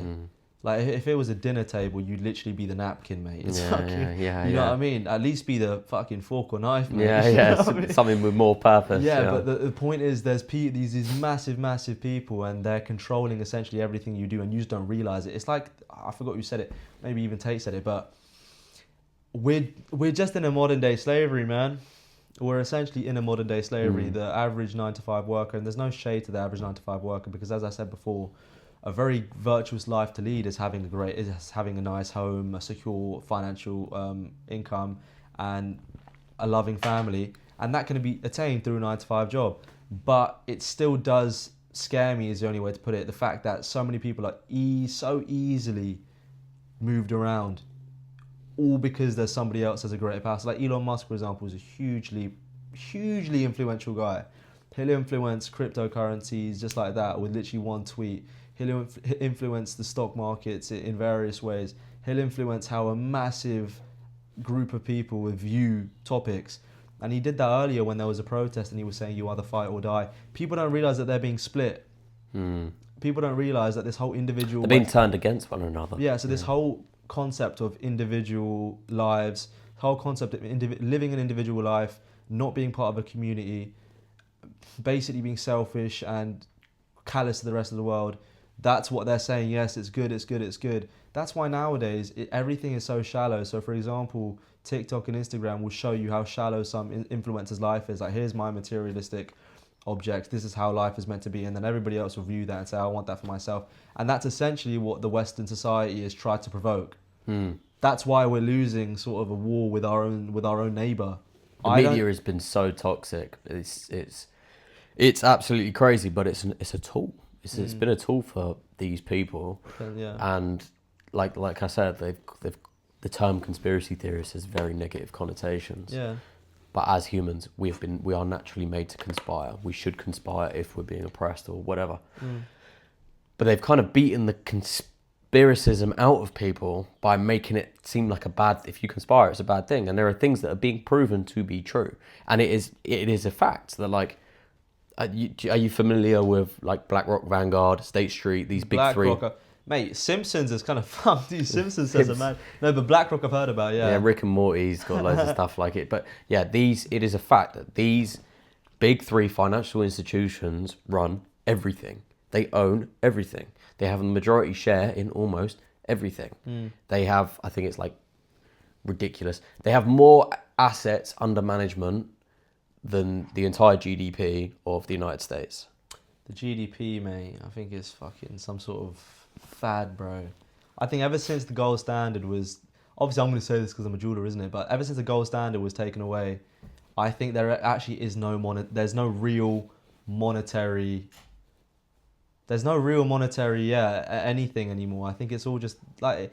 If governments are able to print money... Correct me if I'm wrong, because I'm not the most clever person about it, so I've only done ever so much research. But from what I know, I feel like it's just the governments can just print as much money as they want, and it has no real value, does it? Fiat currency. It has no real value apart from what they say it is. So if they say, yeah, my pound is this much for this piece of bread, cool. It doesn't actually... I can just print 10 more pound, isn't it? The gold standard meant money actually... Had a backing, yeah exactly. It was tied to something. The gold standard was such a huge... Because imagine gold, bro. For thousands of years, gold was used for everything. You could, if there was, I was reading this in a book earlier about gold. It was if you took a time machine to any civilization at any time, right? Thousands of years ago, 100 years ago, and had a gold coin with you, they would have known what it was. They would have known it had some sort of monetary value because it was used for bartering. It was used as a medium of exchange. It was used as a medium of exchange, and it was also used as a way to show your wealth, isn't it? Literally the same as it is today. But mate, it's kind of scary when you think about the fact that all that you have can be gone like that just because some dickhead Rothschild or whatever said they can or whatever.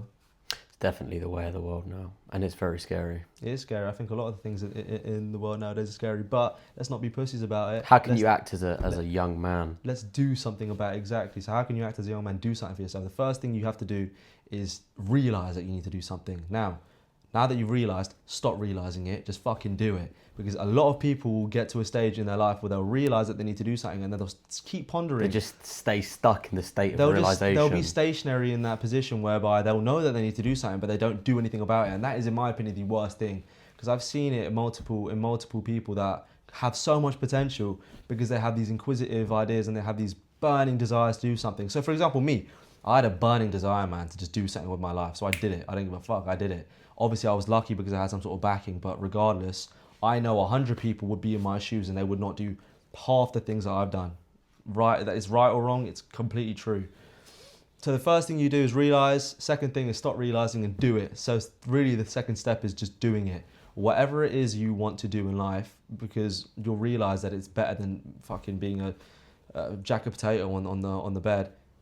Do it, right? So whether that, and I think it should be obviously self development terms too, right? So as a young man now, you need to realize that this is the way the world's going. You need to get up and start doing it straight away. So you need to start making money.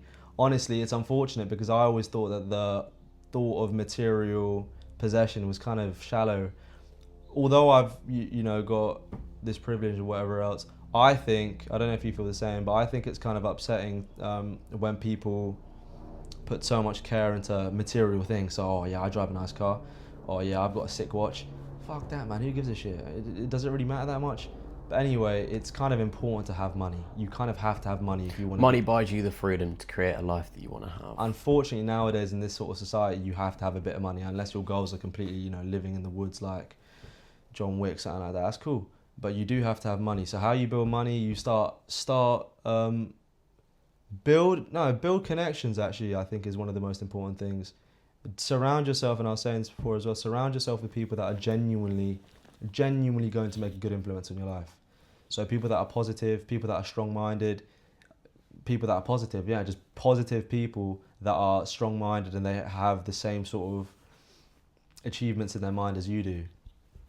And then I guess the wind will take you wherever you need to go, my friend. As long as you put good action into what you need to do, indefatigable action into what you need to do, don't stop, just keep doing it. You'll see the signs will come up. So the signs will come up, like as we were saying throughout this whole podcast. You'll know what you need to do. You'll see the signs, mate. I think we need to construct like a daily plan. I think add what you want. I think people should wake up routine, wake up at the same time and just get out of bed and start that day with a bit of discipline and make your bed, get in a cold shower. You're not going to want to do that. That's a good idea. Do that. It'll wake you up. You're also doing something that you don't want to do, so that kind of sets the tone for the day. You're going to have to do things that you're not going to want to do.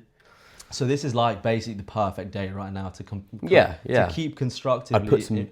I'll put some journaling in there. Yeah, just keep going. Let's just list out what you can. I put some journaling in there, and in that morning journal, I would literally write things you're grateful for. I would write how you're gonna act today, so that you make a step towards your goals, because that's where true happiness comes from. If you identify yourself as moving towards your goals, you feel great. Yeah, exactly. Progression's lovely, isn't it, man? Everything you do is, in a way, a movement towards a goal, because everything you do is a prioritization. Yeah. What you look at, how you sit, is it kind of everything. You're prioritizing something. So everything you do, if it makes you happy, it's because you're moving towards a goal. Like if you feel good because you're about to get stuck into a foot-long subway and you're hungry, right? Feels good because you're moving towards the goal of eating food. Oh yeah. Oh. So, but you can think about anything, You can relate that point to basically anything in your life, isn't it? Anything. But that's just the way that the human brain's constructed, isn't it? So make sure that you tell yourself how you're going to move towards your goals. Yes. And then I'd also, in that little journaling practice, just say, I am X, Y, Z. Yes. Build this mental image of yourself. Positive This person. Yeah. What else would you add to this day? All right, fine. So we're in the morning right now. It's pretty stacked already, mate. Okay, so what have we had? Make your bed, cold shower. So we're basically organising ourselves. Some journaling. We're basically setting ourselves up to have a good day. I think if you have a good morning, your day should be good. If you have people in your family, I definitely think that interacting with them is very important too. So if you go downstairs, something that you should definitely do, because that's your first interaction and we're social creatures. I think you should say hello, good morning, how are you? Regardless of who it is, just say. If it's your cleaner, it doesn't matter. If it's the fucking your next door neighbour, if it's somebody walking their dog outside, just say hello, good morning.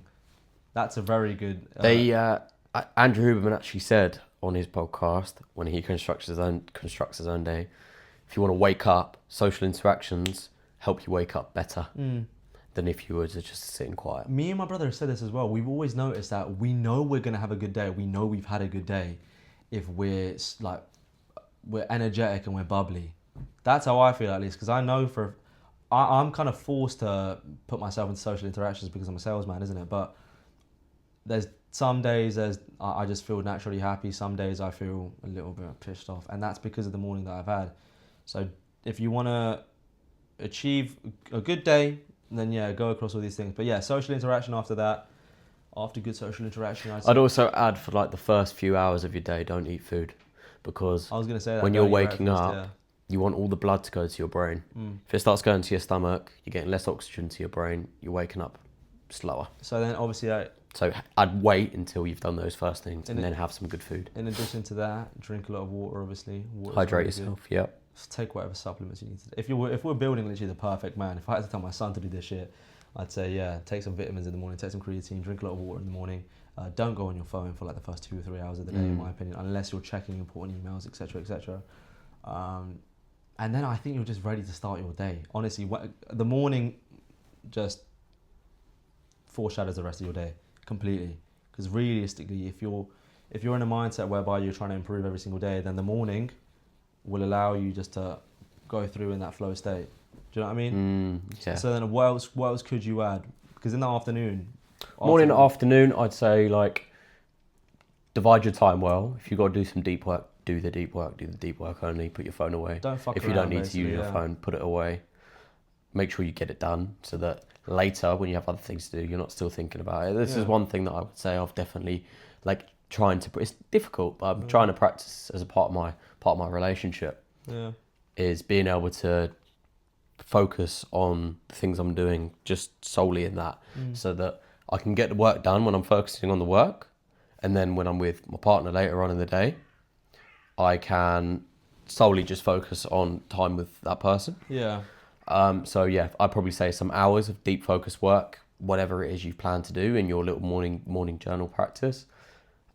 Get that done within that that's what section of the day. That's what we're saying. Once you have once you do all that shit in the morning, essentially, then from that you're just, I think, in my opinion, you're gonna have a good day regardless. Just go about your day ticking off the things you said you're gonna do. Exactly. If you know already that you're in a good mental space in terms of the fact that you want to improve your life, then having that good morning, you're going to flourish in your day. So you're going to get that work done regardless, because you want it. You need to have a burning desperation to actually want to achieve something better in your life, isn't it? Nowadays, I was going to say this as well. Like everybody's too like alert from their life. They're too confused. For example, like when I don't know how many people have experienced this. I don't know if you've experienced this or not. When you come back from, let's say, a 2-day bender or something like that, or when you come back from a night out, you've drank so much alcohol, and alcohol's general effect is to make you feel confused, and it doesn't really, your body doesn't reset until about 3 days after, or something like that. You're in a very confused state, and that lasts for those 3 days. A lot of people nowadays are like they're in that 3-day hangover state, just in general. Yeah. If you drink twice a week, you're basically recovering the whole week. Yeah, so they don't realise it, but a lot of people are in that, and I'm not saying they're drinking, I'm just giving you this analogy to help you understand. But they're in this sort of confused, dopey state almost all the time because they haven't got any purpose, or they're not doing things consciously. I'm a massive believer, my dad just says all the time, doing things consciously. So even if I'm getting a glass of water, I put my glass of water down consciously so I know where it was. I hate people that are like, people live in the present moment and focus on everything that is in the now. Yeah, you know that's the gift. That's the gift of life. Yeah, exactly. Because and this is in meditations, this is what Marcus actually writes, is if you die, the only thing that you are cheated out of is the present. The past doesn't actually exist. It's just a memory sculpted by your brain. Exactly. And the future is obviously something to come, but you don't actually have the future. Yeah. You have the now. Exactly. So it's important to appreciate that. And it's important to control everything that occurs now as well, because if you control everything that's occurring now, like if I'm controlling what I'm putting in my mouth at this very moment, so if I choose to have a chicken breast with some rice as opposed to a fucking loaded burger, that's cool. I don't have to think about the future. I don't have to worry about the past. I know that I'm doing what needs to be done right now. And then when the next right now comes, then you do the same thing again. You do the right thing. You do the objectively right thing. So something that I'm a firm believer in is doing things consciously, like my dad said. He always said, if you want to, whatever it is, just do it consciously. If I'm putting a water bottle down somewhere, do it consciously. If I'm serving a customer and I took their repair to the back, just do it consciously. I hate people that are, and I don't know if I'm going to sound like a dick saying this, I hate people that are just slow. If I'm around you and I ask you to do something and you take your bloody sweet time doing it, that already sets an impression of you off in my brain, as it will do with a lot of other people. And if you want to make it somewhere in life, then don't be that guy that does shit slow.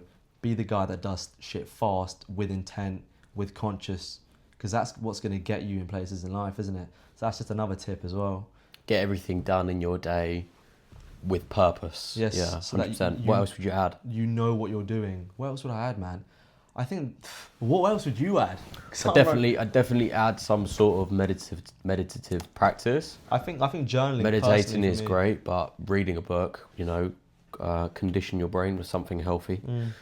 We take in lots of negative energy throughout the day. The news, social media, people around us, all this kind of stuff, it impacts us. So I definitely read something good, read even just 15, 20, 30 minutes. Like meditations, again, reference it again. It's fantastic.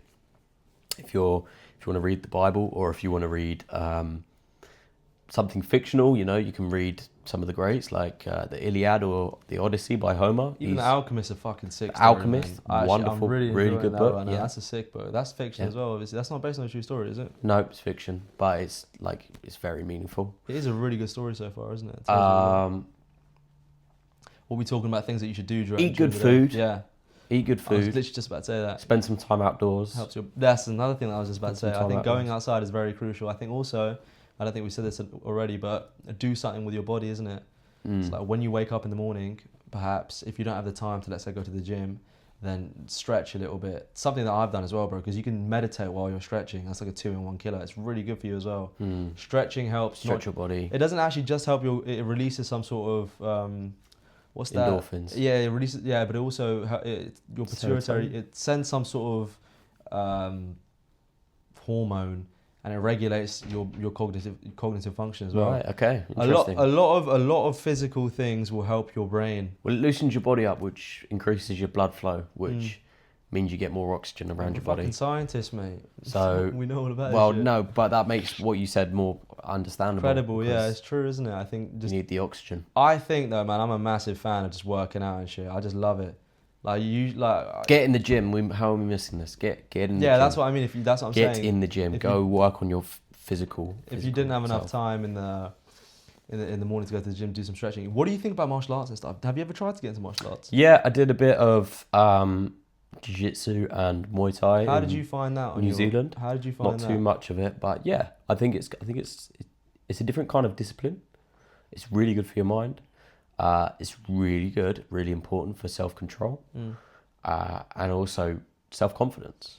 Like Jordan Peterson said, isn't it? What did he say about a dangerous man? He said you should be a monster. Yeah. And people took that in the wrong way. But he said you should have your sword and keep it sheathed. And you, should the time ever come that you need to use it, you have it. But it's your discipline and your self-control as a man that you have this ability, this aggressive ability under control. And you can use it whenever you need it. He said that really well though, isn't it? It is a good point though. He's an intelligent man, yeah. He's extremely smart. He put that really well though, because a lot of people nowadays say that, no, I'm not a violent man. I'm very controlled. Mate, you're just a pussy. Just to put it straight, isn't it? Like they don't have the capability to do something ferocious. Every man, in my opinion, should train some martial arts at some point in their life, because I think that's going to be the new wave as well, by the way. You know how like gym's sort of been a trend? I genuinely think, me and Lash have been saying this, we think that martial arts is going to be the next trend. So that's what's going to start taking over a majority of young men's days. They're going to just start doing a bunch of martial arts and stuff. And I think that is really good for your mentality. Really good for your mentality.